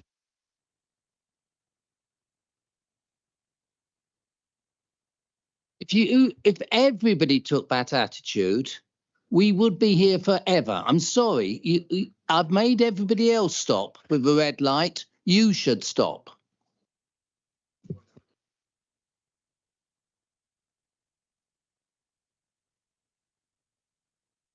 Shane, again, can we now be fairly brief in terms of any further comments from members before we come to the committee? That's fine, Chair. It makes a change, Chair. Normally the leader's having to go at me for speaking too fast, so I don't break Councillor Harding's computer. And that, I think with that to go to, I think he must have broken Gary's computer. Hopefully it's okay. But very passionate speech and one I have some sympathy with. I think while colleagues have referenced Reg 19, we've been told we can't reference Reg 19. It must be given limited weight. Just because it's in there, though, doesn't mean any old development can come through. And I think there is an important distinction to make about just because it's in there doesn't mean it meets the requirements of the local plan. The KCC have at times approved this in some of the reports and at times have not. I think they need to make up their mind within the departments. Highways say yes, other parts say no. I'm coming down on the fact that I think this needs a lot more work. I think the sustainability element has not been met. If anything, I think this has been a rushed application, almost to try and get it in before Reg 19 comes in. And I think because of that, it does need a lot further work in there. I think it is Greenbelt. I think it does seem to be a developer says it's grey belt, and there seems to be this sort of acceptance that because the developer said it must be true. I don't believe that's the case, but I think it is green belt, but that means it should come with additional protections, and that not any old application can get through. And I think this is the case here. So I think it needs to go away and think again. That doesn't mean to say a future application cannot come forward and a future application can come through, but you've got to decide the application, Chair, on its merits of the one before you. And I don't think this one in particular meets and cuts the mustard. Thank you. I will now move, because I've seen no other councillors, I will now move to members of the board. Again, bear in mind a sort of 5-minute limit, if at all possible. Thank you, Chair. Given what Councillor Mockery-Cox has just said, I'd like to put a motion forward that we defer this until further evidence is given. Can I put that over to Shazab, because I don't think we can defer it. Thank you, Chair. So there's sufficient evidence provided within the application and set out in the committee report. So I'm not quite sure what element requires further clarification. For example, KCC Highways in their final correspondence summarised their position as follows. In terms of sustainability, the site is not ideally located and access to services and facilities by walking, cycling and public transport is currently limited. However, in the absence of mitigation, the site would be highly car reliant. However, on balance, KCC Highways considers that subject to the securing of appropriate mitigations, these constraints do not warrant an objection on transport grounds. The site's inclusion within the draft local plan, the proposed off-site highway improvements, and subject to GBC securing appropriate financial contributions towards enhanced public transport and strategic cycling improvements collectively weigh in favour of acceptability. KCC Highways therefore has no further objection to the application. So I think from a professional officer perspective, members need to determine the application that's before them. Thank you, Chair. Thank you. I've seen Les and I've seen Debs. Thank you, Chair. With the information that we've received tonight, it's come clear to me that the application is flawed. So therefore, I'd like to put a motion in that we reject this application. Thank you. Chair, sorry. Les, can I ask, if you could just hold that motion and let other people have a say, and then I will come back to you. So thank you, Debs. Thank you, Chair. I would actually like to mirror Councillor Mockery-Cox's comments that this does need sort of cleaning up and it does need further information to be included. Thank you. Right, Aaron and Ijaz. Thank you. I myself would support the idea of deferring this application, awaiting further information. In particular, what concerns me is this assumption that there are no badger sets when I think we need to be clearer on those points. I know we've said that there's reports on these things, but the word assumption for me doesn't quite cut the mustard. We need to be clear on these things. Thank you.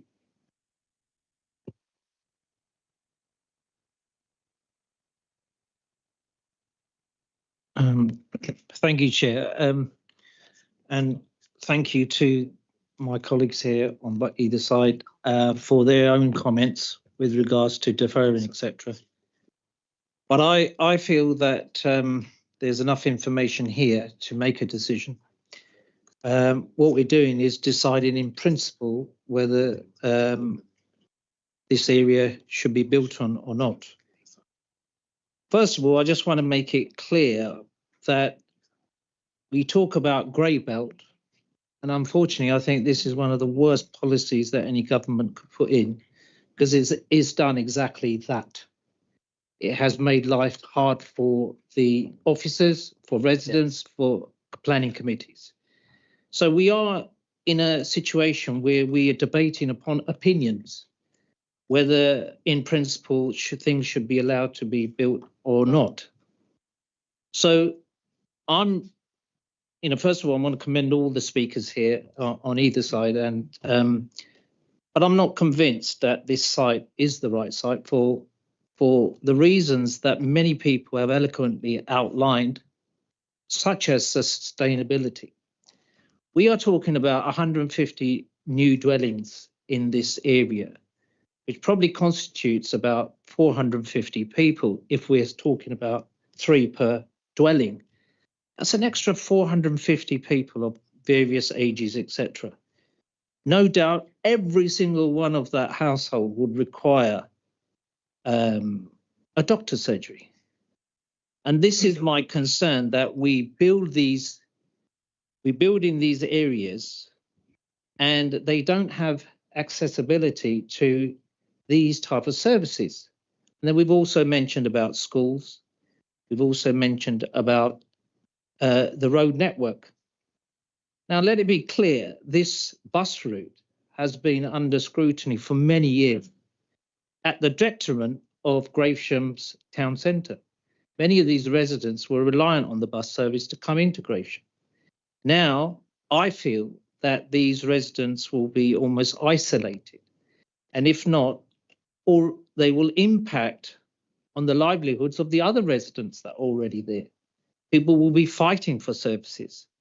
And this in itself, I feel, on the basis of sustainability, is enough. There are enough grounds there, first of all, to actually refuse this application. Secondly, in connection to the grey belt, this is grade 2 agricultural land, whereas the officers believe that it doesn't outweigh, but again, it's an opinion. I feel it does outweigh. One of the reasons of having green belt is to protect the openness and the beauty and the natural beauty of our areas. And these, particularly for people who have been living in those areas for many, many years, will have a high impact on their livelihoods, on their way of life. We've seen about biodiversity. We've seen all of these particular areas that we have been talking about. But talking again about the road network, A227 is the main road that goes through Mepham, Vigo, Culverston, Isted Rise to Gravesham. All of the side roads that you see on there are very, very narrow roads, and being a village, the lighting in those areas are virtually in winter causing a great deal of anxiety for many people, elderly, children, safety issues, etc. So I'm going to make myself clear now. I will be certainly voting against this application. Thank you.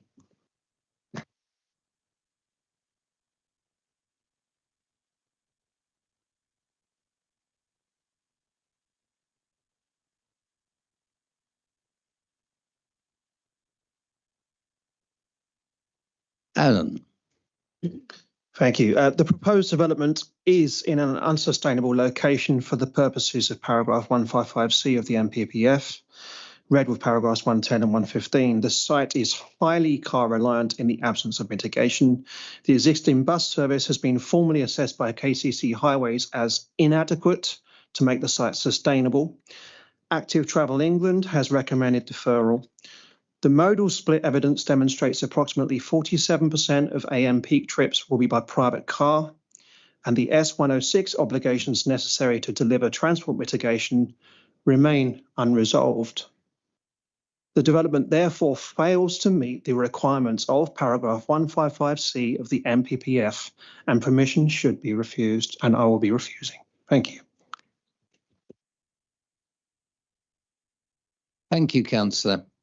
Now, having looked around, I'm coming back to you, Les. You made a proposal. Yes, Chair. Thank you, Chair. I propose that this application is objected. Sorry? No, refused. Yeah.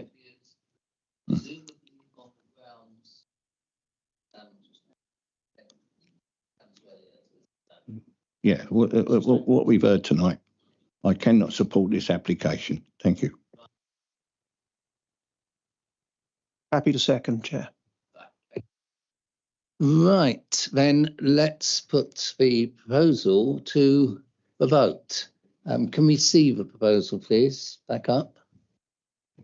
So the proposal that you're voting on is that it's not on the officer presentation. It would be that the application be refused as it's unsustainable development within the Greenbelt.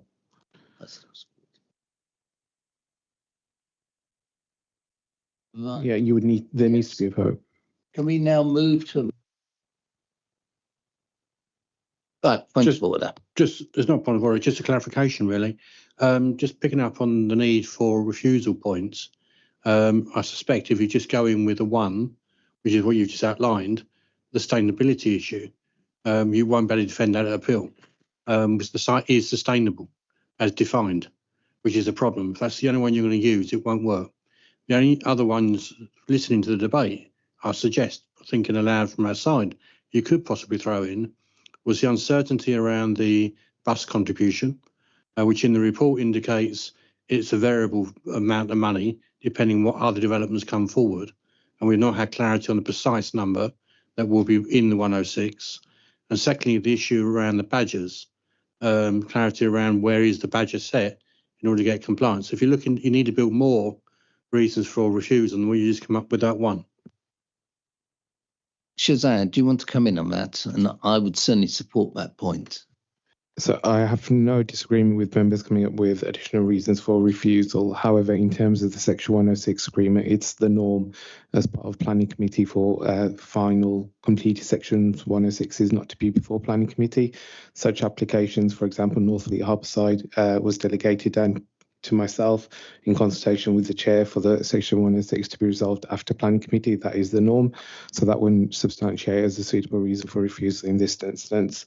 In terms of the badger set, members are entirely can justify that as a potential reason for refusal if they wish to do so. But just to remind all members, KC Ecology, who are the council's advisors on ecology, are content that a planning condition would resolve that matter. Thank you, Chair. Sorry, Chair, with respect, I have been around these committees for more than a few months.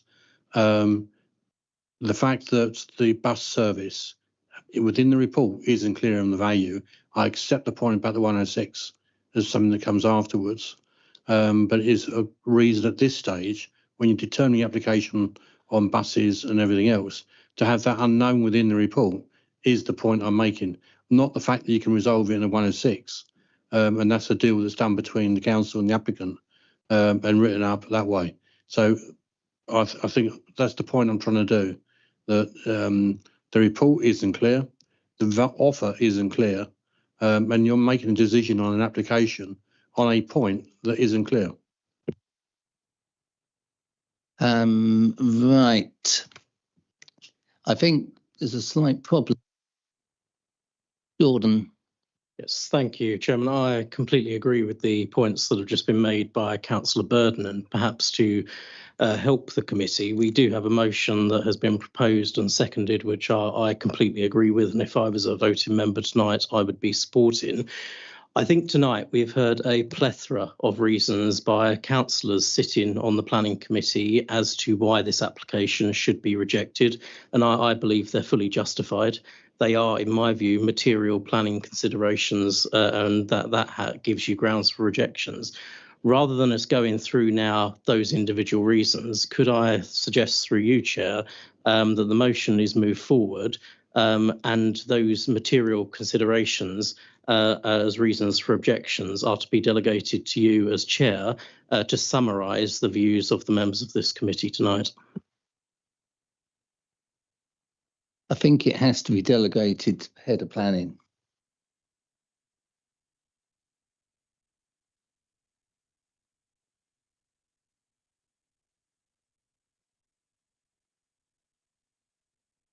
Is the problem we're having this whole question of sustainability. I mean, I think we're guided by Councillor Burden's point that is it enough on its own? We could argue it could be. I'm quite happy to take that forward, but I do have some doubts as to whether what sustainability means to one person is something different to what it means to another person, particularly a government planning inspector. I mean, just to reiterate what Councillor Mead has said, there were a number of reasons given during discussions here this evening. We can try and summarise some of them. Grey belt misclassification based on some of the opinions in the room. It is for officers to advise on grey belt classification. Members decide.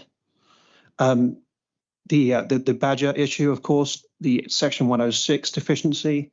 There are a number of reasons to refuse this application. Sustainability was the number one, but there are plenty of others that we can include afterwards.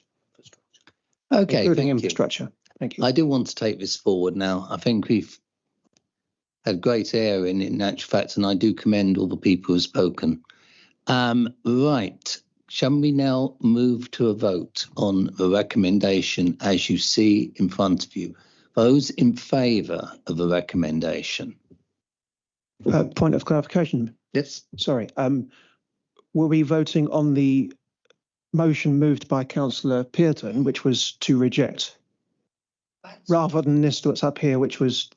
No. This is for approval. If you want to reject it, you vote against it. The motion was to reject, and you're calling for a vote. I'm calling.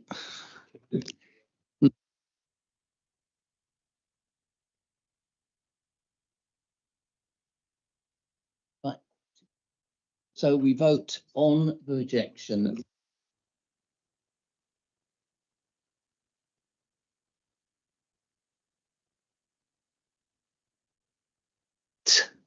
The application.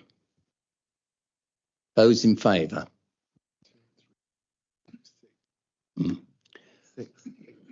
Right. Those against? Abstain? Abstain. Yeah. Right. So I take it those are 6 in favour of rejection and 2 abstentions. Thank you. We're clear on that. Yeah, so I think the reasons for refusal are in effect similar to those of Blackthorn Farm. So the members have the minutes of Blackthorn Farm in front of them. So unless anyone disagrees with those will be used as reasons for refusal for this application. Basically, that there's insufficient bus service to serve this site, so it's not sustainable. That there's no very special circumstances demonstrated So basically, that's the direction this will go in. If you're happy with that, Chair. Yes, I'm happy with that. Right, so we now have a decision on the recommendation, and I think we can now bring this debate, which is 6A, to a halt. Can I thank all the people who've contributed, especially the speakers for and against. It's been a long evening. It's going to get a longer one yet. But if those of you who want to escape, you may do so at this point. Sorry?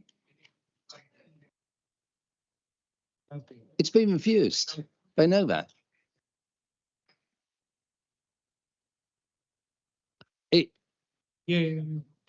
Does anybody not know that it's been refused? No, they all know. They know it.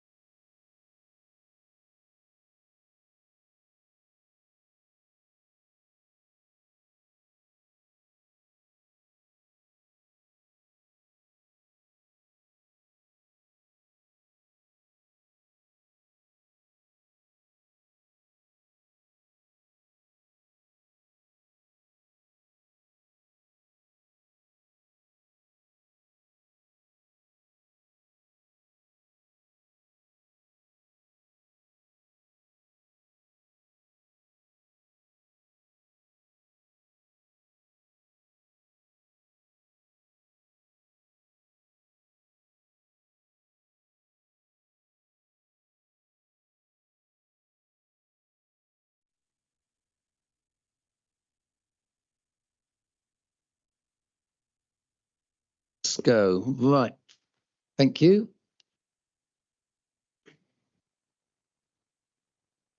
Thank you, Chair. This application is for the installation of 7-number glamping pods retreats with associated development at Eastcorn Farm, Church Lane. This plan indicates the red line for the planning application, as well as illustrating the wider ownership of the applicant, which is indicated by the blue line. These photos provide a visual reflection of the site in its current status. The access is shown in the first photo in the top left, with the following photos showing the location of the glamping pods and Finman retreats.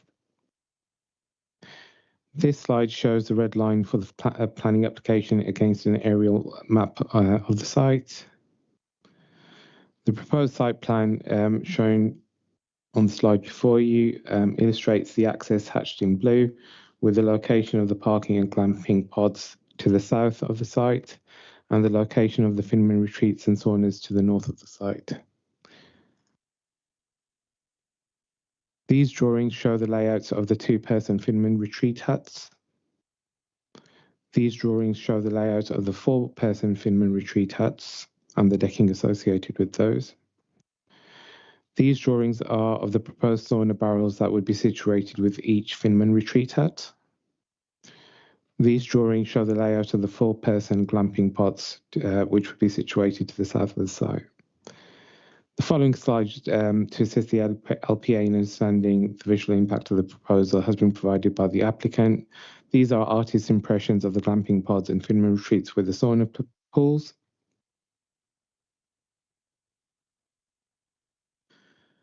As set out in the officer report, the application has been considered in the context of Chapter 13 of the MPPF, which relates to Greenbelt. The only exception that could potentially apply to this site is considered to be 154B, relating to outdoor recreation.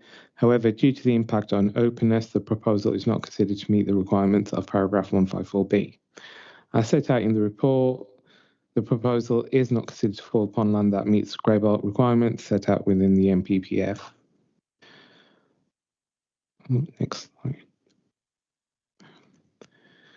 So paragraph 1.52 of the MPPF establishes the fundamental principle of greenbelt protection. It states that inappropriate development is by its very definition harmful to the greenbelt. Therefore, such development should not be approved except in very special circumstances. The very special circumstances test clarifies that these circumstances will not exist unless the potential harm to the greenbelt and any other harm resulting from the proposal is clearly outweighed by other considerations. As the proposed development is considered to be inappropriate development in the greenbelt, the decision maker has to consider the harm to the greenbelt and any other harm. In this instance, having considered the harm against the benefits of the proposal and the reality that such development can only be met within the rural area, on balance, the factors weigh in favour of the proposal as set out within the officer report. Planning conditions are proposed to control the use of the site, mitigate impacts and ensure compliance with the development plan. These conditions include addressing matters set out on the slide before you and are set out in further detail in the officer report, but include matters such as the site only being utilised for short-term lets, and that no other forms of overnight accommodation are brought onto the site, that the site is not used for any events, that additional details are sought for materials, lighting, landscaping, that the parking area and visibility displays have to be delivered before the development is brought into use, that the applicant is required to maintain a register of occupants and length of stays, and once the use of the land ceases, that it has to be restored. On this basis, in summary, as set out in the report, the recommendation is for delegated authority to be given to the head of planning to grant planning permission. Thank you, Chair. Thank you. Members of the committee, any points of information or clarification, first of all? Aaron.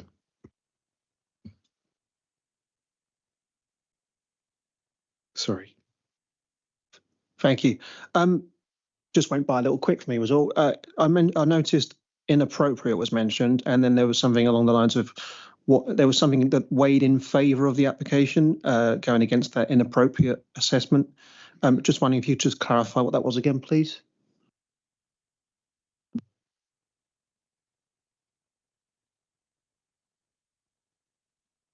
Thank you, Chair. So that's set out within the committee report, but effectively, because the site isn't grey belt and doesn't meet any of the tests set out in 154, it's basically inappropriate development within the green belt.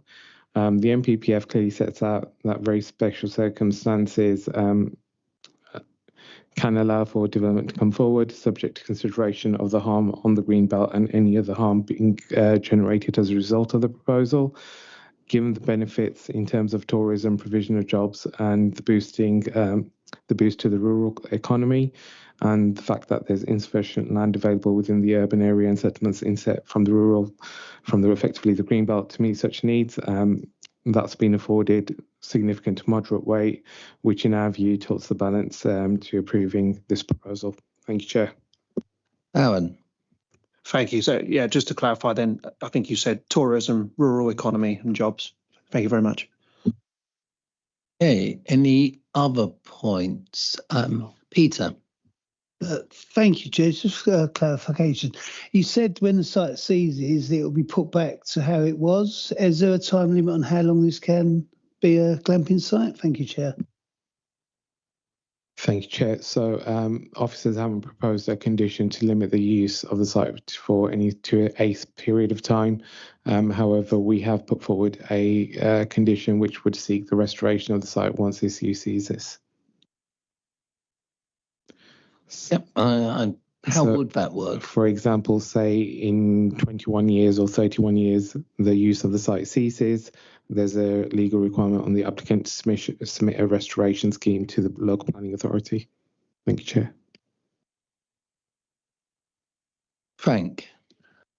Yeah, given what you've just said there, what if the site's sold on? Would the obligation go to the next tenant, the next owners? Thank you, Chair. Planning Commission runs with the land, it doesn't run with the owners, so it would stay with the land. Just a question for myself. Given that you put these buildings on, could somebody at some point in future say, well, now it's a brownfield site or it's been developed, it's land that's been developed, can we have a house? That's no great value. So that's specifically why we put that restoration condition in, for example, is to circumvent such concepts. So, for example, if somebody started development and didn't complete this development, or somebody completed the development, then said, oh, sorry, but this use isn't viable anymore, and we're now looking to bring forward an alternative scheme for a residential developer in this location, there would be a planning condition which would basically allow the local authority to seek the restoration of the site and not to grant permission for alternative use. Thank you, Chair. Les. Thank you, Chair. Yeah, I need a bit of clarification that what you just said there, that is there a condition that we could put on that it could not be developed into a residential site? So there's the condition proposed that this site can only be utilised for glamping purposes and nothing else. So nothing else is effectively stating that the site cannot be used for residential, commercial or any other forms of use. It can only be used for that glamping use. Thank you, Chair. Debs and then Peter. Thank you, Chair. Thank you, Chair. Actually, Councillor Pitton just posed the point that I was going to make about the condition that no residential properties could be built on that site. Thank you. All right, Peter. So are we saying this definitely can't become a grey site in the future then? Thank you, Chair. So the site doesn't meet the definition of grey belt as set out in the committee report, even once if permission is forthcoming and the site is developed for a glamping site, it still wouldn't meet the definition of grey belt. It wouldn't be sustainable to meet the definition of grey belt. Sitting here, I can't tell you what a local planning authority in this location or what the government might issue in terms of planning documents in 10, 20, 15 years' time. So I wouldn't sit here and say no site can come forward for any alternative use, but In the context of what the officers have put before you and the current system, no. Right, thank you. Any other source of information? Oh, sorry, Peter. Sorry, Chair, just to clarify, so there's no hard standing buildings on that site at the moment then? There is?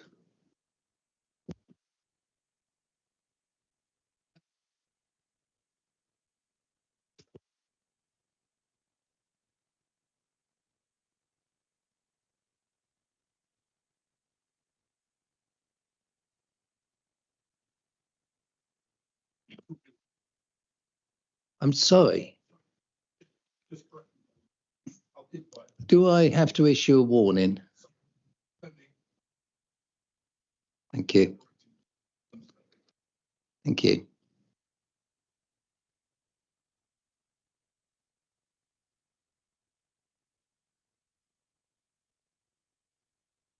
Buildings on site. Just to clarify for Councillor Scollard's benefit, the vast majority of the site is green as illustrated on the aerial photo before you. There is a bit of previously developed land in the to the southern end of the site, which is set out in the officer report. There is other development neighbouring the site, which is effectively all of this here, but that's not within the red line, just for clarity. Just going back to last week on Blackthorn, it was a massive site with a footprint of a building and it was made grey site. So what is the difference between last week and this one here? Thank you, Chair. So last week's site, Buckland Farm, the officers put forward a planning judgment that that site met the grey belt definition, not because it was previously developed land, but because it met the wider requirements of grey belt within the MPPF. The officers in the current committee report that's before you for this site clearly set out that it doesn't meet those same requirements. So you can flip this site to a grey belt site in that context. Thank you, Chair. Right. Did I see anybody else? Jordan. Yes, thank you, Chairman. I'm still confused as a result of Councillor Scollard's questions because I don't believe that we've received an answer that answers the points that were trying to be made. So I'll try and ask it in a different way. Is, in terms of this application, are the proposed glamping pods considered permanent or non-permanent structures? Because I think that will determine whether or not, in the context of the government's definition of grey belt today, whether or not this land could potentially have future different uses. Thank you, Chair. Apologies. The grey belt guidance definition and the paragraphs set out in Chapter 13, the relevant tests, don't apply to this site and aren't met in this current form, regardless of whether or not the site is constructed or not. So in short, the grey belt definition isn't constrained to previously developed land. We've stated that on multiple occasions last week. It's previously developed land and any other land, so it doesn't have to have fixed structures. But in reality, to answer your question specifically, these would be permanent constructed development. So therefore,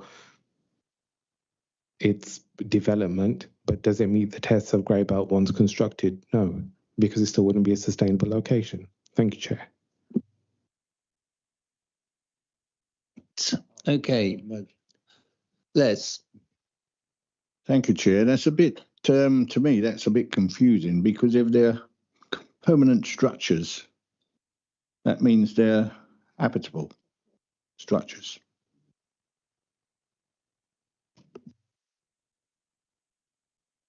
Apologies, Chair, but I thought in the presentation I had made it clear that we would be imposing conditions to effectively ensure these structures are only used for short-term lets. Thank you, Chair. Right, thank you very much. Now I'm going to come to the speakers, and I have one speaker for the application, who's Peter Biggs. If you'd like to come forward. Just in case you weren't here previously, you'll be guided by the lights. You got 3 minutes. When you start speaking, the green light will come on. When the amber light comes on, you have 1 minute left. And when the red light comes on, you must stop. Thank you very much. Thank you, Chair. The application is seeking full planning permission for 7 glamping pods and retreats, along with associated works. The officer's report sets out how it is considered that the proposed development complies with local plan and national planning policies. The report also confirms that none of the consultees that have commented about the application have raised an objection to the proposals. One of the key issues that the officers highlight, and you've just been debating, is in relation to recommending the application for approval, or in relation to the very special circumstances for allowing the development in the Greenbelt. In summary, the very special circumstances presented by the applicant include the tourism development is supported by policy CS09 of the local plan that promotes tourism within the authority. The scheme will generate an expenditure of over £342,000 per annum in Gravesham, with an estimate of £3.42 million generated for the local economy over a 10-year period, and represents a significant positive contribution to the local economy. The removal of an unsightly storage area to the south of the site will result in visual improvements to the appearance of the area, and a proposed wooded area to the west of the site will contribute positively to the rural character and appearance of the area and enhance biodiversity.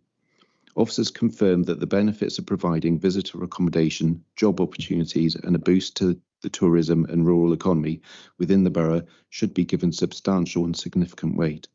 The officers also highlight that there is insufficient land available within the urban area and settlements to provide for this form of tourist accommodation. On balance, it is therefore be concluded that the positive factors that weigh in favour of the proposal clearly and demonstrably outweigh the harm that would cause to the Greenbelt and its openness. The proposals are therefore considered to accord with the MPPF when taken as a whole. The applicant has taken a considerable amount of time with this application to make sure all comments raised have been taken into account in the final designs. This included a pre-application submission, and the various comments raised by officers have been addressed through the formal submission. The proposals therefore present a sensitively designed scheme that will enhance the appearance of the site and promote biodiversity. The officers recommended a list of conditions and seek to control the development, ensuring that they will only be used for short-term holiday let purposes, minimise the impact of external lighting and noise pollution, and promote sustainable forms of travel, including cycling. A condition is also recommended that in the event tourism is discontinued, that the land is restored. These conditions will ensure that the scheme will maintain a rustic character and protect the countryside in future years, and the applicant has no objection to the imposition of these conditions. For these reasons, members are respectfully requested to grant planning permission for this application. And if there's any questions that members have about the application, I'd be happy to try and assist and clarify those queries. Thank you, Mr. Biggs. Thank you. Questions? I've seen Les, then Aaron, Peter. Thank you, sir. Thank you for your speech. The land now is obviously not in use at this moment. What is it actually used for at this present time? Is it grazing land? Is it just land that's there? The land within the red lines, a mixture of the storage area to the south, and then part of it is grazing land, but the darker area is, I suppose, scrub area with that's just left as it is at the moment. So it's a mix of uses.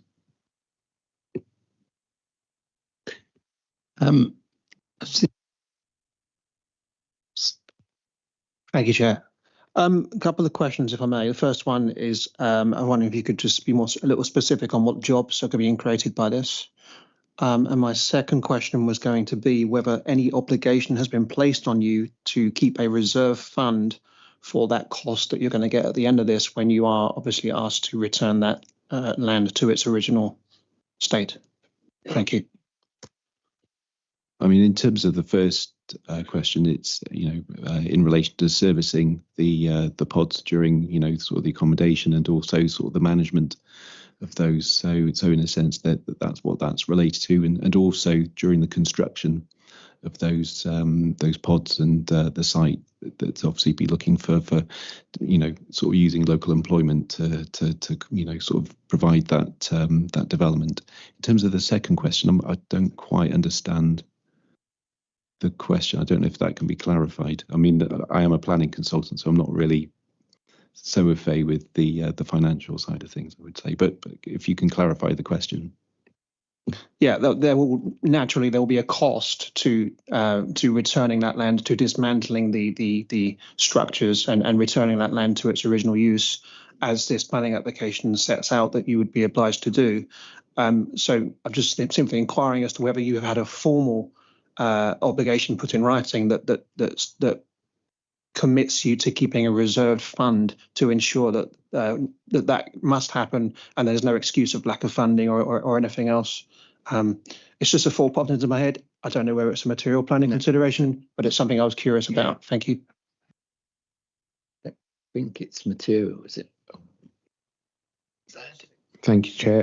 It wouldn't necessarily be a material consideration in reality.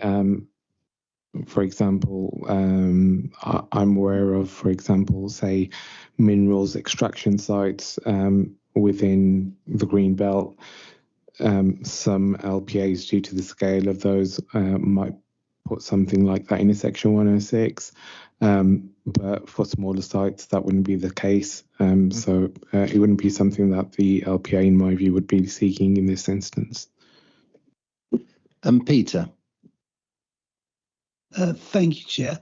Regarding the pods, will they be being built on site or pre-built and then brought to site? And two, can you tell me the life expectancy of each pod, roughly? Thank you. They're manufactured away from site, so they're brought onto the site, but obviously, hard standing and stuff for them to sit on is constructed on site. Yeah, they're made away from the site and brought on. In terms of the life expectancy of them, I'm afraid I don't know the answer to that question. But I mean, they're well built structures. I mean, they're provided by a company that provides pods throughout the country, so they're a good quality product. Do you want to carry on? Thank you, Chair. I don't know if you can answer this, actually. Do you know how many people will be employed to actually run this site? Because you was talking about bringing in work from within the area for local residents and that. Thank you. I don't have an exact number off the top of my head as to what that number will be, so I can't answer that question. But there will be, a number of people. Okay, Debs. Thank you, Chair, and thank you for your presentation. I have a couple of questions, if I may. The first is, there is a current bed and breakfast facility to the south. Is this affiliated at all with this particular development? And my second question is, from what I understand, it looks like the pods will actually be buffered by trees and also vegetation. So it really isn't going to affect the look of the area. Is that correct?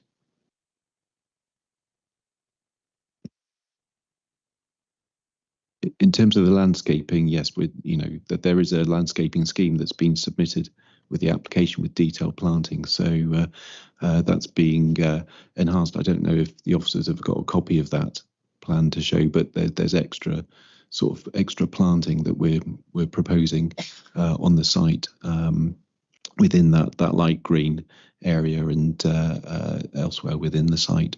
In terms of the any sort of link to the other accommodation, I mean, this will be a separately run business. Yeah. Sorry, I've forgotten who I have actually now seen. Ijaz. Thank you, Chair. Yes, thank you.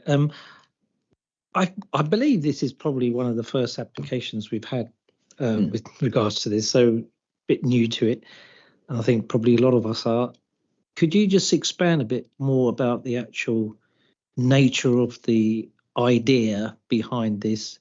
Does the applicant or do you have any knowledge of other sites that are successful sites like this, and why you feel that Gravesham will attract and will welcome this sort of idea here in Gravesham, and sort of what numbers are you expecting? What's the turnaround you're expecting where you say short let? What do you mean by that, and how long are you expecting people to sort of stay there? If you could just expand on that, give us a bit more idea about the whole thing. Thank you. Yes, I'll try to and try to keep it fairly succinct. But in terms of the sort of my experience of working on these type of sites, I actually work for the company that are involved in they've done the designs for the scheme, a company that actually work on sites and products, glamping sites throughout the UK, and I've worked on sort of many of those projects with that company. So it's not just in this particular application that I've been involved with, and it's very often, these sort of sites with 4, 5, 6 glamping pods that are really quite successful in the sort of rural economy, and sort of aren't sort of over providing. It's not like a large sort of caravan site. Quite often they're linked to maybe a sort of you'd see them at quite often now at existing caravan sites or camping site as an add-on, or where there's a farm that's looking to diversify. So in a sense, this is sort of similar to one of those type of projects. So this size of site is normally sort of I don't know if I'd say it's a sweet spot economically to ensure that there's enough turnaround in terms of to make it a viable option. So this is the standard type of size of glamping site. In terms of the turnaround for sort of people staying there, they'll be staying there for like long weekends or for the maybe for the week.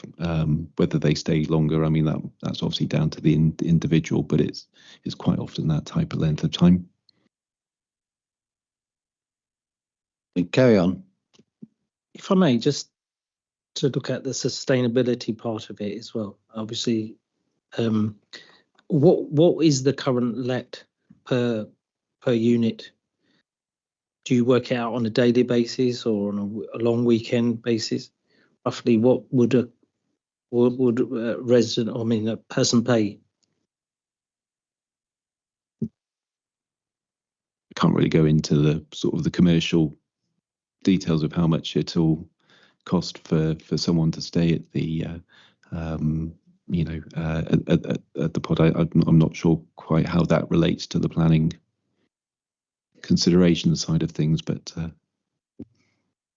I suppose I could rephrase that and just say the mathematics had been, well, you've done the maths for it to be sustainable, as opposed to a site that has been given planning permission and there's no viability for it to work in Gravesham. That's the point I was trying to make. Thank you. I understand the point, Councillor. A marketing report was submitted with the application that goes into that detail, and that was prepared by the company that I work for in terms of Glamptech, who provided the plans and the marketing report. So they have a lot of background to knowing how these sites work and that they'll be viable. So yeah, that there is certainly background work to come up with the number of pods that are proposed. I've seen Les. Have I missed anybody else? Peter. Thank you, Chair. This clamping sites, they are quite popular, coming up all over the countryside, like you say. And I mean, my daughters and one thing and another stay in them, and they're quite successful. My problem is with this one, have you got any local residents? Because this is sort of like a camping site, basically a modern campsite. So there will be noise pollution with people barbecuing outside and things like that. I know they normally should do it inside, but they're out there for a weekend holiday or a week or 2 weeks, whatever the case may be, what is in place to eliminate the noise pollution from that area? Are there any local residents quite close? Because I see some buildings here quite close to their site. Could you give us some? Yeah, I mean, obviously officers have, assessed that and felt that the pods are far enough away from those residential. No. And there are conditions that are imposed to, strict the use, as it were, the timing of, within the site. So, there'll be control in relation to the conditions. Thank you, Chair. I don't know how it works with glamping sites, but I know with camping sites they have a closed season to stop it becoming residential and people staying there all full time. Do we have something in place at this site where it's closed for 2 months of the year at least, say, so the ground can recover? Thank you, Chair.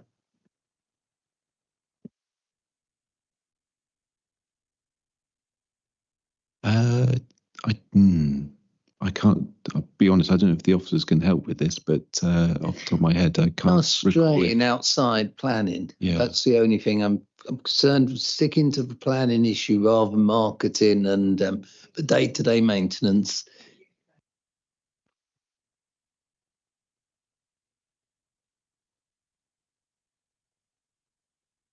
Shazad? Thank you, Chair. So there's no condition imposed to that effect at this moment. Well, proposed to that effect at this stage. However, if that's something that members feel needs to be imposed, members can advise us of that as part of their recommendation. Thank you, Chair. And Frank. Thank you, Chair. Can I, just for clarification, can you tell me where the access site is of the road for this is, please?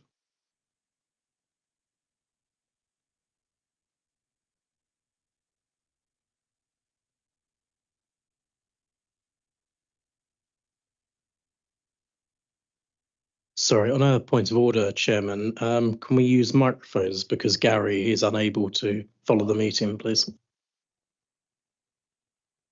If that's coming in Church Lane, it's quite a narrow road.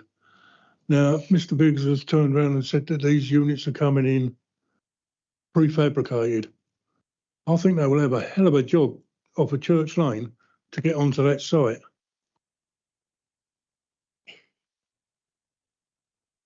Sure, that's a planning consideration. Yeah, well, I suppose it's one thing. Right. Yes, thank you, Chairman, and thank you very much for your contribution. I've got 2 questions. The first is concerning the SAMS payment, which, as the report outlines, I believe has been made. Would you be able to clarify what category of SAMS payment you made or what tariff you paid? And I think that's an important planning point because from my memory, there are 8 classifications of tariffs in this borough. They range from dwelling through to camp and caravan sites, other mobile homes, or indeed traveller and gypsy sites. And I think it's important that we know. I don't think there's a distinction in terms of how much money there is for each of those, but from the planning context and to mitigate members' concerns tonight about site usage, I think it would be useful to know which tariff has been paid. And my second point concerns the conditions that have been outlined this evening. You've heard, and I think it's fair to say, there is a general concern around the table at the moment that this site could be used for other potential uses in the foreseeable future. At this current stage, would you be willing to propose any additional conditions to mitigate some of those concerns that have been raised, particularly around the proposed or the thought that this could somehow become residential? Shazad.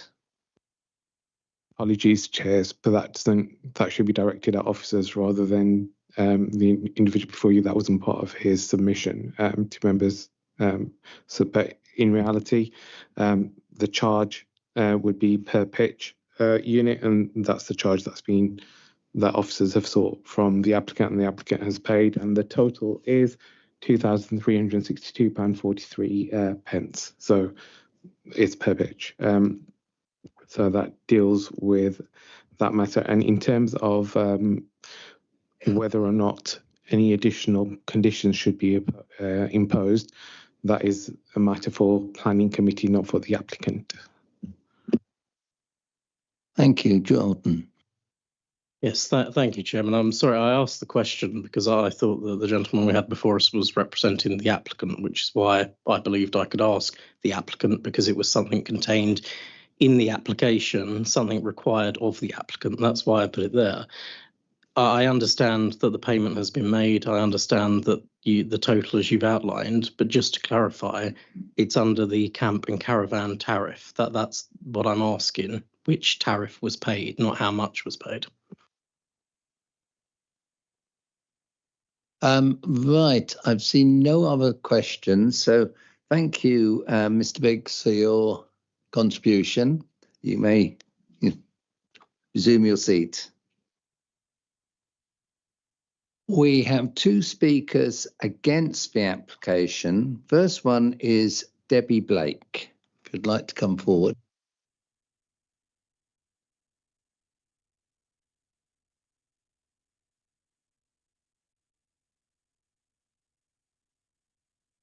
Sorry, I'm not sure.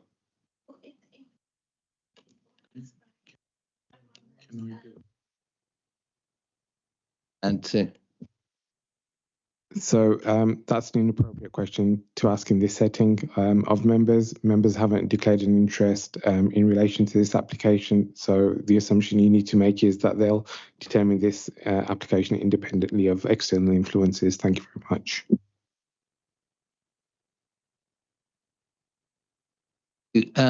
Before you start, you understand how the lights work. Thank you very much. Whenever you're ready. So, planning states the glamping site is seeking to use the Greenbelt area for visitors to stay overnight, whilst utilising facilities such as saunas, cold plunge pools, fire pits and an outdoor gym. It states that only couples and families will be encouraged to come. However, how is this going to be enforced? What is the operator's definition of a party group? Who is the policy, and what is the policy for large groups to book multiple pods? This type of clientele, we had been assured, would be guests for their previous Airbnb business, but unfortunately that wasn't the case. In reality, we had hen parties, large birthday parties, graduation parties, wedding groups and parties. I worry that for us, our human rights to quietly enjoy our home will be taken away from us due to nuisance noise, smoke and the turnover of strangers visiting the site. We won't be able to open our doors and windows, enjoy our garden. I worry that we will not always be able to give our grandsons aged 4 and 1 the freedom to play in our garden due to the site's guests slowly getting louder once their holidaying gets underway. The concerns our grandsons will be subjected to potentially hearing consistent profanities, the uncomfortable and potential health issues of smoke. At best, it will be disturbance, but at worst, it would be dangerous. I worry that once again, this will become our norm. I understand the eagerness for the council to want more income coming into the local area, but the cost to us as the local residents, you can't put a price on. The stress already of knowing this is potentially going to happen has with issues regarding smoke, fire pits, barbecues, strangers knocking on our door asking for where the site is, noise from large groups of holiday guests shouting, screaming, etc. I believe has already impacted me. Sorry. 6 weeks after this planning application went in, my retina tore, and I needed emergency laser eye surgery. And in my eye prescription, I was told that was a 1 in 100,000 chance that happened to me. I will soon also be going into hospital to have a total hip replacement. And although I know that the application hasn't given me these health issues, I do believe, however, the stress of the impending site and the way stress can aggravate inflammation and joint pain, resulting in a cycle that can make health conditions worse. My health has been affected. Concerns that this tourism business will have a detrimental impact on ours, and by this I mean my other neighbours, is real. I understand the report states that the glamping pods and other facilities are not close enough to impact us. However, I dispute this claim. Due to the rural area we live in, sound does travel, and the pods will be close enough for it to have an impact. I request that before any decision is made, a site visit Thank you, is Debbie. undertaken. That's Sorry. thank you. Any questions, Aaron?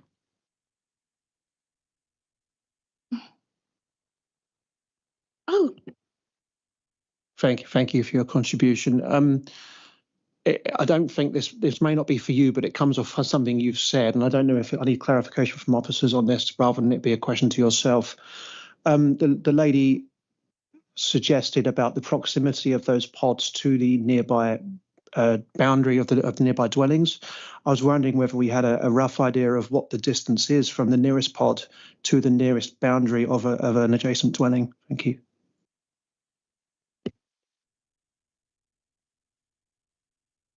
Thank you, Chair. We don't have that information right before us, but we'll see if we can pull that out.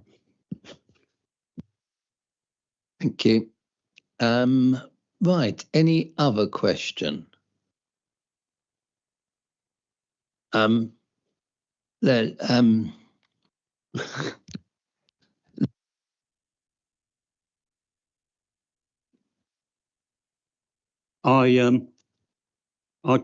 do want to make a few observations later on, but just as a question, if I may, just for now. Okay, I understand that there's a lot of machinery and earth-moving machinery and diggers and God knows what going on there right now. Have you any idea what that is before the application has been agreed? they have already started building. So there is I believe it's the toilet facilities, there's brickwork going up. The builders are there 7 days a week, sometimes starting at 5 o'clock in the morning, banging and crashing. That is our reality right now. Thank you. Ajaz.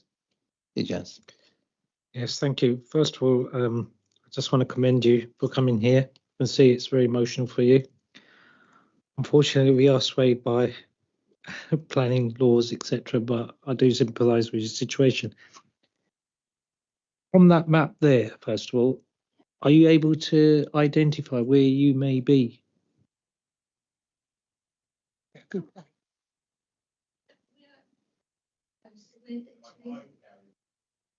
Sorry, my fault. So we are East Court Oast. So that area there, that's the manor house, and we're just slightly towards this way, a bit more around there somewhere. Yeah, roughly about there. So our back garden is where the green part, where those, yes, around there. That's the end of our back garden. A bit further down. Through you, Chair. Yes, go. If I may, also, you mentioned just now that work is being undertaken there. Are you saying work is actually happening on that site at this moment in time? Because if it is, obviously officers are here. I don't know if you are aware of that and whether you want to comment on that. Thank you, Chair. So that would be a planning enforcement matter which will be dealt with outside of this meeting. But in terms of tonight, and I'll follow that up tomorrow, but in terms of not tonight, well, this evening, not tonight, members need to consider the application before them. And whilst I've got you, just to clarify, Councillor Elliott's query is approximately 90 metres from the pod to the property that we've just but which boundary to which boundary? Yeah, so the dwelling that the registered speaker is registering is approximately 90.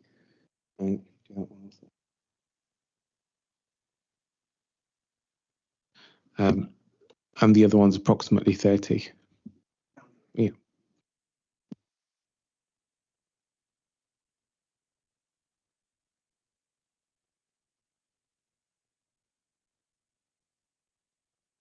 Yeah, thank you, Chair.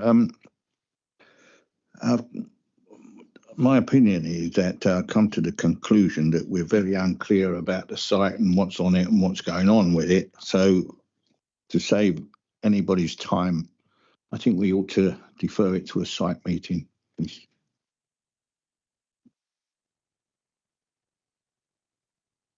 Oh, minded to go along with that. Is there a seconder for that proposal? Yes, we've seen seconder. Sorry, can I just get clarification? Site inspection or site visit? No, site inspection. Yes, inspection. We don't want to. Yeah. Thank you. Right. If that is the proposal, well, do we need to listen to both of these? Yes. Right. Okay, as you've come. Right. I will take Jordan to begin with, and then Les. Yes, I will do. Yeah, thank you, Chairman. It's just to seek clarity before I ask my question. Before the motion is put to a vote, we will hear from the other registered speaker. And yes, I've just decided on that. Thank you, Chairman. Yes, my question, and thank you very much for your contribution, and I'm sorry to hear about your health concerns as well. Tonight we've heard that the application is subject to approval based on conditions to mitigate some of the concerns that you and your neighbours have raised.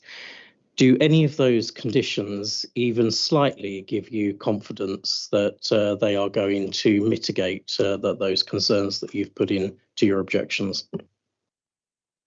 No, and the reason behind that is that we've experienced their Airbnb business before this, which we had everything I stated there. We had issues with on a daily basis.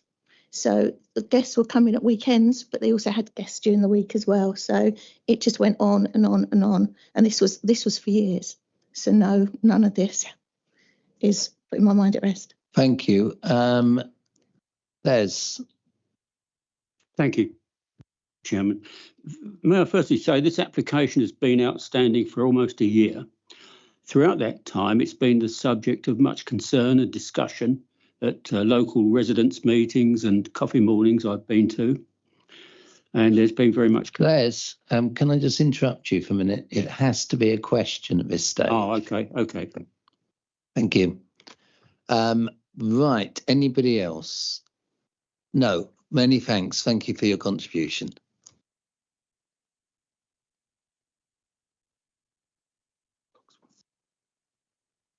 Okay, right. So the second speaker against is Tim Ellis, if you'd like to come forward. And you'll know how the light system works. Thank you. My name is Tim Ellis. I'm a conservation architect, and I'm speaking on behalf of the Bandel family who live at East Court Manor. East Court Manor is the house immediately to the west of the application site and immediately to the south of the access drive which leads to the application site. East Court Manor is a listed building, and this listing includes the buildings within the curtilage, of which there are two extending to the boundary of the application site. The Bandels purchased their house in 2022 and moved into it in January 2025 on completion of restoration work. The Bandels are a multi-generational family, and East Court Manor is occupied by my client, his retired parents, as well as children aged 4, 2 and a newborn. To the east and south of East Court Manor, there are already 3 holiday lets, and these are owned by Harwinder Binning, who is the applicant for the proposed glamping pod development. The use of these holiday lets is already detrimental to the Bandels' enjoyment of their house, since the adjoining use has caused disruption in the form of noise, traffic, and even trespass. Due to this, the Bandels object to the proposal for the glamping pods, retreat cabins, saunas, and associated works proposed by the application currently being considered. The proposed development extends beyond the historic farmyard and intrudes into and erodes the greenbelt, which should be protected in accordance with National Planning Policy Framework. Access to the application site is via a track located immediately to the north of the Bandles Garden. With parking for 13 cars, it is evident that the volume of traffic anticipated by the development will significantly change the levels of traffic in Church Lane, which is a narrow single-track road with a 60-mile-per-hour speed limit. Creating an adequate vision display to the south of the site entrance is not possible due to the established planting on the Bandles land. This is clearly a cause for concern since there have been recent accidents in Church Lane. 3 glamping pods are squashed into the southeast corner of the application site, which is just to the east of the open courtyard of East Court Manor. The pods will be occupied by visitors who have no interest in cultivating good relations with neighbouring residents and may have little respect for their well-being. The Bandles are therefore concerned that they will be disturbed by activities associated with the occupation of the pods, such as noise, especially from stag or hen parties, and smoke from barbecues and fire pits. The design of the glamping pods is alien to the greenbelt, as are the associated activities introducing traffic, noise and light pollution, all of which erode the rural character of the area. Thus, the Bandles respectfully ask that this application is refused. Thank you. Thank you, Mr. Ellis. Again, any questions from members of the committee? No. I think I heard Shane. Did you want to say something? I didn't initially, but while I appreciate there was a lot in there about the personal nature of this, I'm concerned that there's a lot going on, non-material considerations. And as EJ's quite rightly pointed out earlier, while there's a lot of sympathy for the personal effects of any planning application that comes through, it's got to be, as we're constantly told, and our planning training is constantly told, that it's got to be material planning considerations. So my question is a simple one: of all the speeches and that we've heard thus far, how many of those are material planning considerations? Very good question. Shazad? So members of the planning committee can take the impact on residential amenity as a result of this proposal into account. The officer report sets out that is acceptable, but obviously members of the planning committee they need to reach their own conclusion on the matter. Thank you, Chair.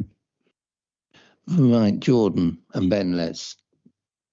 So thank you, Chairman, and thank you, Mr. Ellis, for your contribution. You mentioned that East Court Manor is a listed building, and I'd like to talk about that a bit more and the material planning concerns around the setting, the historic setting of the listed building, because the Planning Listed Buildings and Conservation Area Act is quite clear in that the historic setting of a listed building has to be protected from harm. Is it your professional view that this application would cause harm to the setting of East Court Manor? And are there any other areas that you're concerned about regarding the listing that you could provide more detail on, please? Thank you. Yes, I mean, just the design of the 3 glamping pods in the southeast corner and their proximity to what had been the historic farmyard, I consider those to be detrimental to the setting of the listed buildings. Thank you. Les, I've seen you. You mentioned that there will be a number of traffic issues related to this application, and you mentioned 2 adjacent roads, one's Church Lane, which I think you said was 60 miles per hour. I would suggest that if anybody drove down there at 60 miles per hour, they'd be almost certain of death, certainly risk of life and limb. And the other adjacent road is the road that leads from Chalk to Higham, Lower Higham Road. And that's a 50 miles an hour road, albeit wider and bigger than Church Lane. Are you sure that Church Lane is 60 miles per hour? And could you elaborate a bit more on on the traffic issues. I personally see them as serious issues regarding access to this glamping site.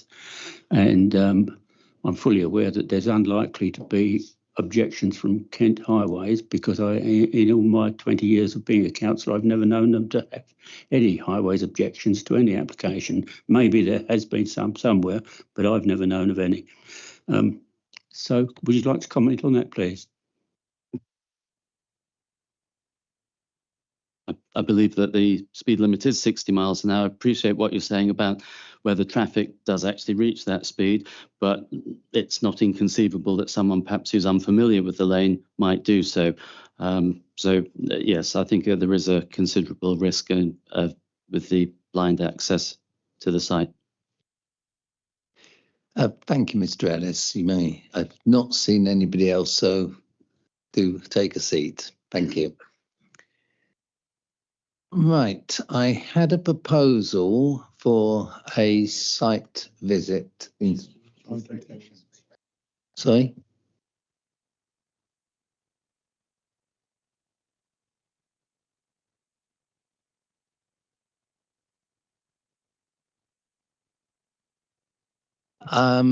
Councillor Hills, I haven't taken your comments as a ward councillor, but I'm bearing in mind we'll have a site visit. Then on the site visit, we will come back and rediscuss this.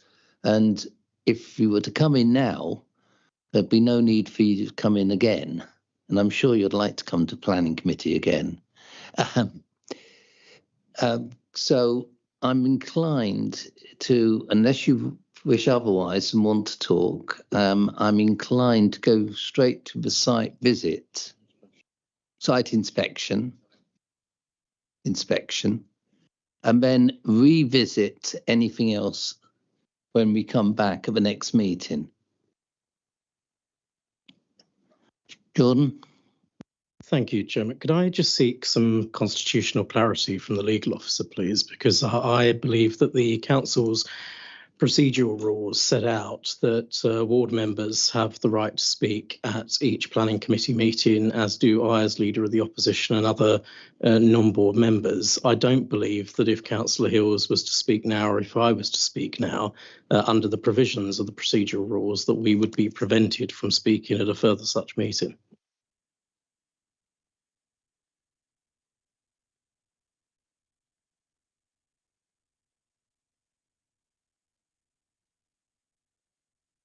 Okay, fair point. I've been told, but you can speak now and you can speak again. Thank you very much. I do recall that ward members weren't even restricted to 5 minutes, but there we are, things change. You are, yes. Okay. The application's been outstanding for almost a year. Throughout that time, I was promised to be kept fully informed. I only found out actually about this meeting and this latest application last week by chance when I attended as a substitute at another planning committee meeting. 40-page comprehensive document I have 5 minutes to respond to as ward councillor. This to me is another encroachment on the green belt, in my opinion, an intrusion on the green belt. It's an unforgivable intrusion in a quiet, peaceful residential neighbourhood, as you'll see if we have a site inspection. This application, or if it's granted, is likely to blight and destroy the lives of many residents. Before I run out of my time, I was going to strongly oppose this application. If it can't be fully rejected, then at the very least request a site inspection or a deferment for a site inspection. Already been done anyway now. By their very nature, glamping sites are noisy leisure areas. They're kind of camping sites with a bit more formal accommodation, as I understand it. They should always, in my view, be positioned in isolation away from other residents. They lend themselves immediately to smoke intrusion, barbecues, jacuzzis, light pollution, noisy hen night parties, antisocial behaviour, and of course, as we've already mentioned, traffic issues. The adjacent roads are dangerous country lanes, Church Lane and Lower Higham Road, as I've already mentioned. I know that Chalk is regarded as an urban ward, but many regard it as a semi-rural area, and most certainly this particular area that we're talking about this evening is very much in a rural setting. The special circumstances that have been referred to in the report that allow development on this green belt land, in my view, is stretching a point to the very extreme and is very dubious. There's only one legitimate thing that I can understand, and that is the financial benefits that might come from this commercial development, even though we were told earlier we can't talk about the commercial aspects. I don't see it would enhance the landscape for any special circumstances referred to in the agenda. Far from it. I think it would blight the landscape as well as blighting and destroying the lives of the people in the area. And we mustn't just think of the immediate detached houses adjacent to this particular site, almost to the north of Lower Higham Road. We have a number of East Court cottages that would also be affected, and a number of people have expressed their concern to me. Much experience of this is already gained from a previous Airbnb that was used on this particular site. Smoke, quad bikes riding all over the place, noise, late night parties and revellers. And I'm sure that the similar situation would apply here. It would only be worse in my view. This proposal would make the lives of nearby residents unbearable. I urge the committee to reject this application, or at the very least, a deferment for a site visit. There is a lot more I could say if I had time, but I've had to cut it down to the minimum. Basically, if we grant this application, it's going to make the lives of these good people an absolute misery that at the moment live in a very pleasant, quiet residential neighbourhood. Thank you. Thank you, Councillor. Councillor Mead. So thank you very much, Chairman, and I'd like to start by commending all of the speakers tonight because there has been some confusion back and forth with this application, and therefore I do support the need to defer this application so that a site inspection can take place. But I do agree that if the committee was minded to, as Councillor Hills pointed out, there are numerous material planning consideration reasons why this application could actually be rejected this evening. I want to just add that if a site visit or site inspection was the determination of this committee tonight, before this application comes back to this committee, I would like to see a lot more work done on the listed or the effect that this will have on the listing of East Court Manor, because at the moment that listing is only mentioned once in the officer report. And actually preserving the historic setting of a listed building would be grounds for a potential appeal and could cost this council dearly if we fail to meet our responsibilities under various planning laws to protect our listed buildings in this borough. So I think the committee would need to see much more justification when this planning application, if it is deferred for a site inspection, when it comes back, we need to see more evidence before us that this is or is not going to impact the listed status of East Court Manor, because at the moment, I don't believe the committee has enough information before them to make a determinate view on that basis alone. Thank you, Chairman. Thank you. Shane, did I see you? Yes. Yes, Chair. Thank you. I'll be brief. I think going for site visit is beneficial because it's always good to envisage this not in photographs.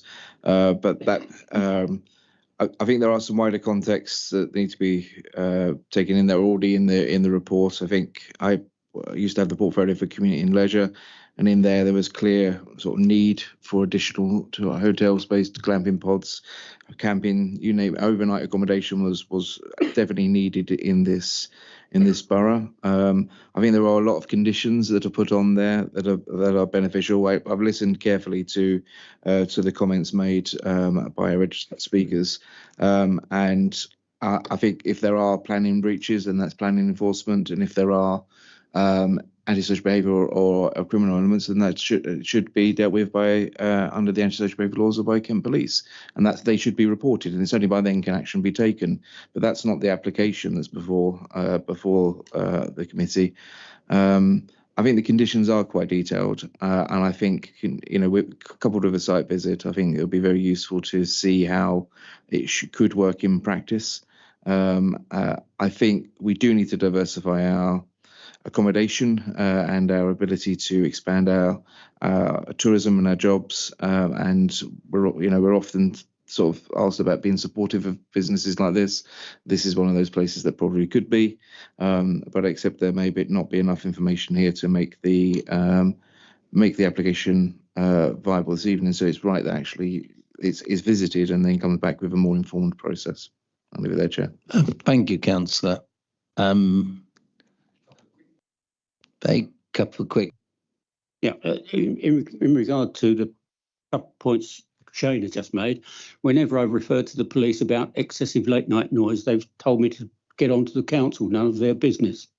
And also, if we're going to have a site inspection, which seems likely from the discussion, as well as inspecting the actual site, could we also have a look at the adjacent houses? I'm sure the owners would be prepared to give their permission to see how they're affected. No? So the site inspection should be just to see the site itself. There's no operational glamping site there, so you wouldn't be able to assess the impacts from the dwellings themselves. Right, thank you. Now, can I draw this together? I believe I had a proposal for a site inspection. Thank you. Have I a seconder? Thank you. Right, we will then move to the site inspection. You'll be told when it can be arranged. And with that, we now move on. We'll conclude that and move on, if we can, to the third and final application, which is 6C. So if anybody wants to leave, you're more than welcome to do so.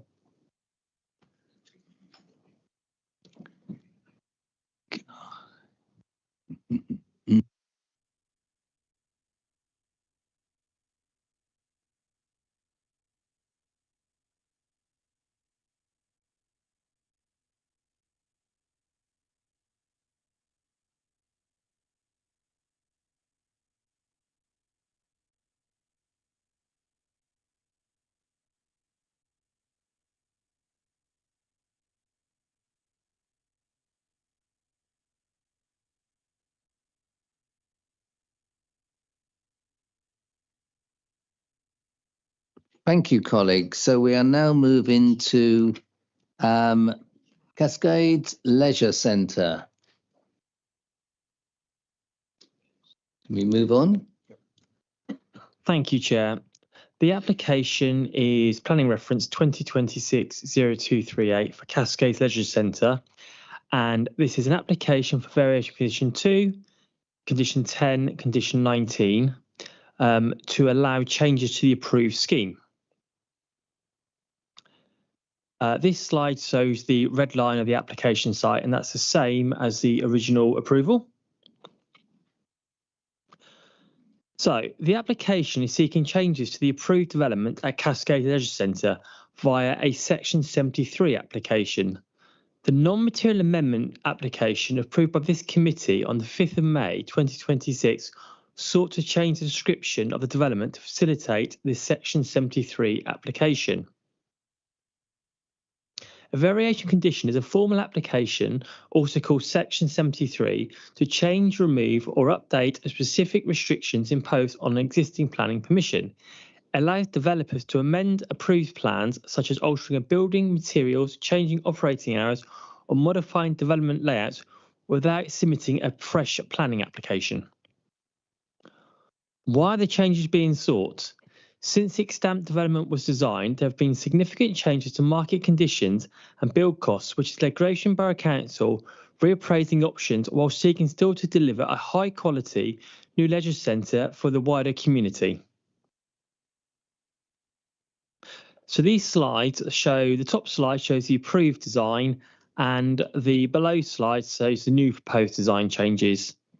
The changes relate to the roof form, openings and flue arrangements. The east elevation show the changes, and these relate to the roof form, openings and materials. The south elevation shows proposed changes to the south elevation. The change relates to roof form, openings, materials and flue arrangements.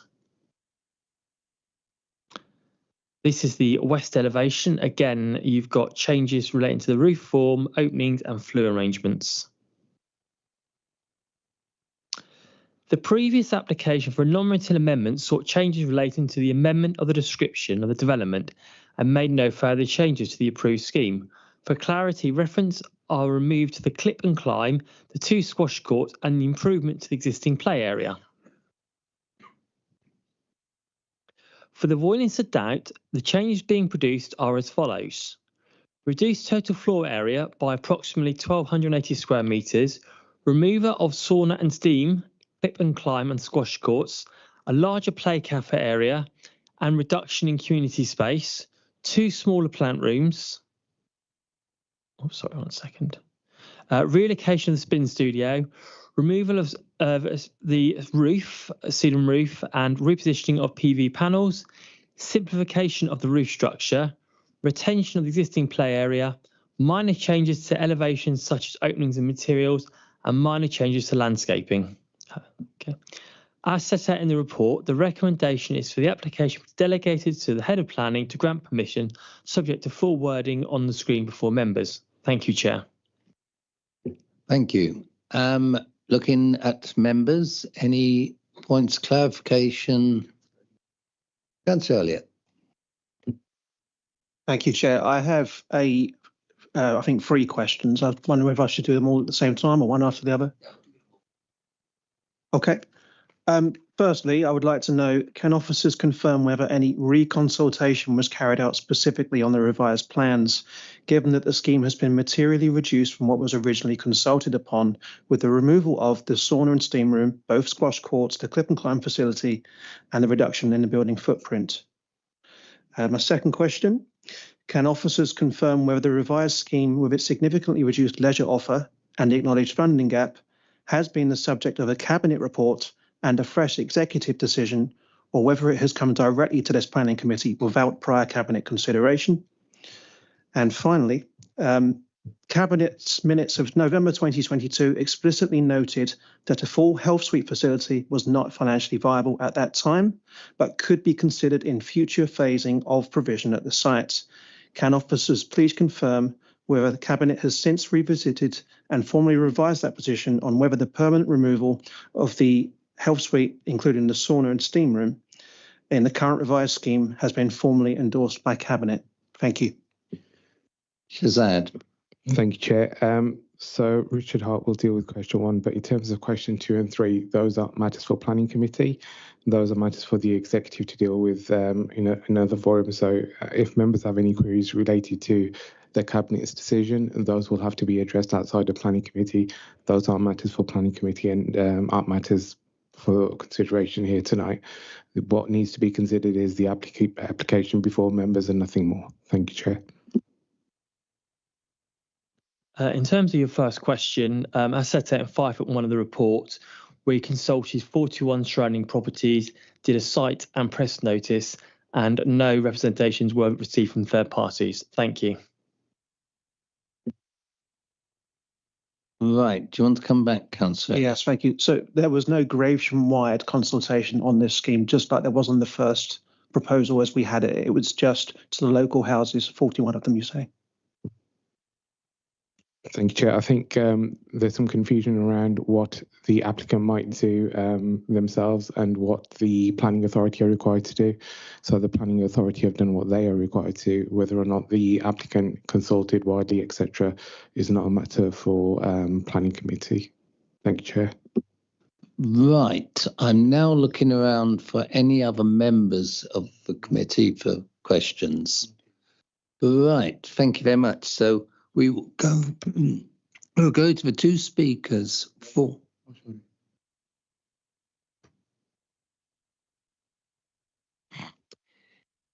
Jordan.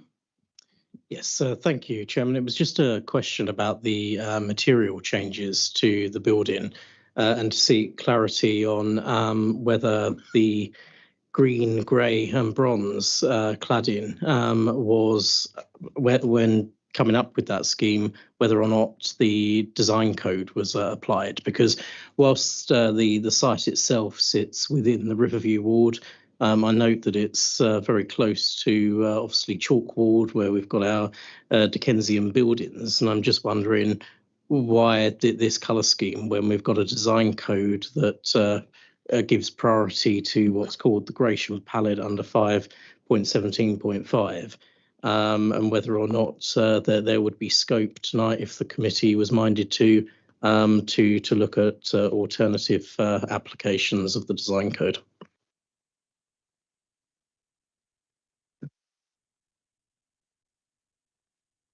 Thank you. With this Section 73 application, we've already got an approval in place. So the committee has already approved this design previously. And with a Section 73, we can only consider the changes at play. So we're not considering the whole scheme. So whilst your comments are noted on the materials, we have already approved this scheme previously, and we're not looking to change the external materials. Thank you. Right, thank you. Now we'll move to those two speakers for the application, starting with Nazin Chowdhury to come forward.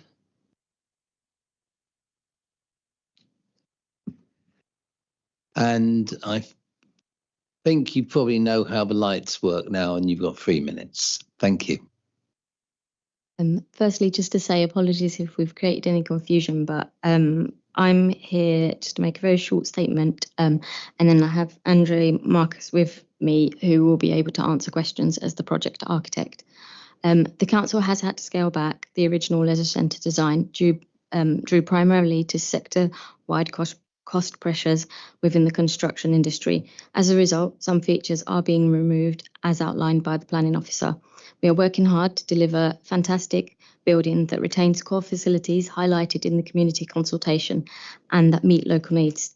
This includes regional standard wet and dry facilities, as well as outstanding offer for families, including water flumes, soft play and community space. I'm happy to take any questions alongside Andre. Thank you. Any questions? I see none, so you may escape.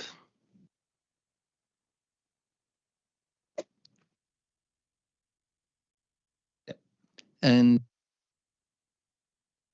it's over to you. Again, I'm sure you understand the light system by now. Thank you. Good evening, everyone. I'm here supporting Nasdin and Gravesham for Cascades Leisure Center. I am particularly here to answer and support any questions that you guys may have, and I will answer it as best as I can. Thank you. Do we have any questions? No, I see none. So, shall we move? Thank you very much. You may sit down. Right, now we're moving to a general discussion on the proposals. I'll first of all look at the committee.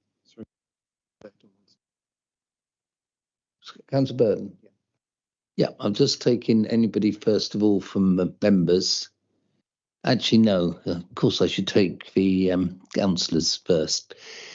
It's been a long night. Okay, Councillor Burton. Obviously, I didn't want to come in on the questions or the points being made earlier, because they weren't questions to me, but the officers in planning terms. But just to clarify one or 2 points, really.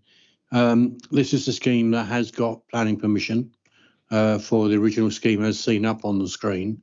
There are relatively minor changes to bring it in on cost. It's because we are, as a council, going through the process of REBA design and to try and get it in on the cost. There's been some tinkering to the design. It's because we have to and want to fully comply with what planning law requires. All with the detail of that comes back here for approval. That's the normal way of doing these things. It's the right way of doing these things. But the actual degree of change has been done in such a way that, for example, the work to the external play area has been omitted, yes, but the existing play area is being retained. If and when further funds come available, an enhanced external play area will happen. Likewise with the climbing facility, that can be put back into the scheme as and when funding becomes available. It's not a question of the fact it will never happen. It's just at this stage, it won't happen. It could easily, if you built the building, started the work, done all that, but not do the external play area and not done some other aspects of it we're getting permission for, it wouldn't be enforceable anyway, because it's an ongoing development, you could say. The reality of this scheme is we're trying to get the precise wording of the project right so that people are very clear what is coming. It does not stop enhancement of it at a later date. So therefore, I'd ask members to support this application because it will get it over the line to get it built and constructed. We're hoping to get the contractor on site subject to this being permitted later this year. But we do need to get a scheme that is approved so that we can build the approved scheme. The last thing the council can do is build something that isn't approved. So that's why it's here. That's why it's seeking your approval. The actual approval process beyond planning is an executive function of the council. And if you've got questions around that side of it, I'm more than happy to talk to anybody about that after here or another time. But it has no bearing or relevance on the planning application. Thank you, Mr. Chairman. Thank you. I'm now looking at any other councillors who may want to contribute. No. So I'm going to bring over once again to the members of the committee. EJS. Yeah, listening to the leader, I'd agree really with what you've said, because ultimately at the end of the day, we're here to look at the merits of an application as opposed to why is not this and why is not that. That is a different argument or a different forum for us to discuss that. So, you know, formality wise, I think we should just go ahead and support the application. Thank you. Aaron. Thank you, Chair. So this application has seen significant changes since public consultation. There's been a loss of wellness income stream, a loss of racket sports provision, a loss of family activity offer. It's got reduced ecological sustainability value, and it's had a reduced outdoor fitness offer. These are significant changes from a position where the council originally consulted the wider public across Gravesham on, and we are losing trust in the public if we do not do our duty properly as a council. I would like to propose that we defer this application to allow that proper public consultation on the significantly revised scheme to take place before this comes back to a planning application determination. Right, Shazad. Thank you, Chair. Just to clarify, the local planning authority have fulfilled the legal requirements in terms of consultations, so there's no legal requirement to have any further look at consultations. Thank you. As I understand it, the correct procedure has been adopted, and that's a standard practice. Right, but we have had a proposal. I don't think it's appropriate, but is there a seconder? Okay. So what is your proposal? That we now go out to wide public we can't do that. Apologies, Chair.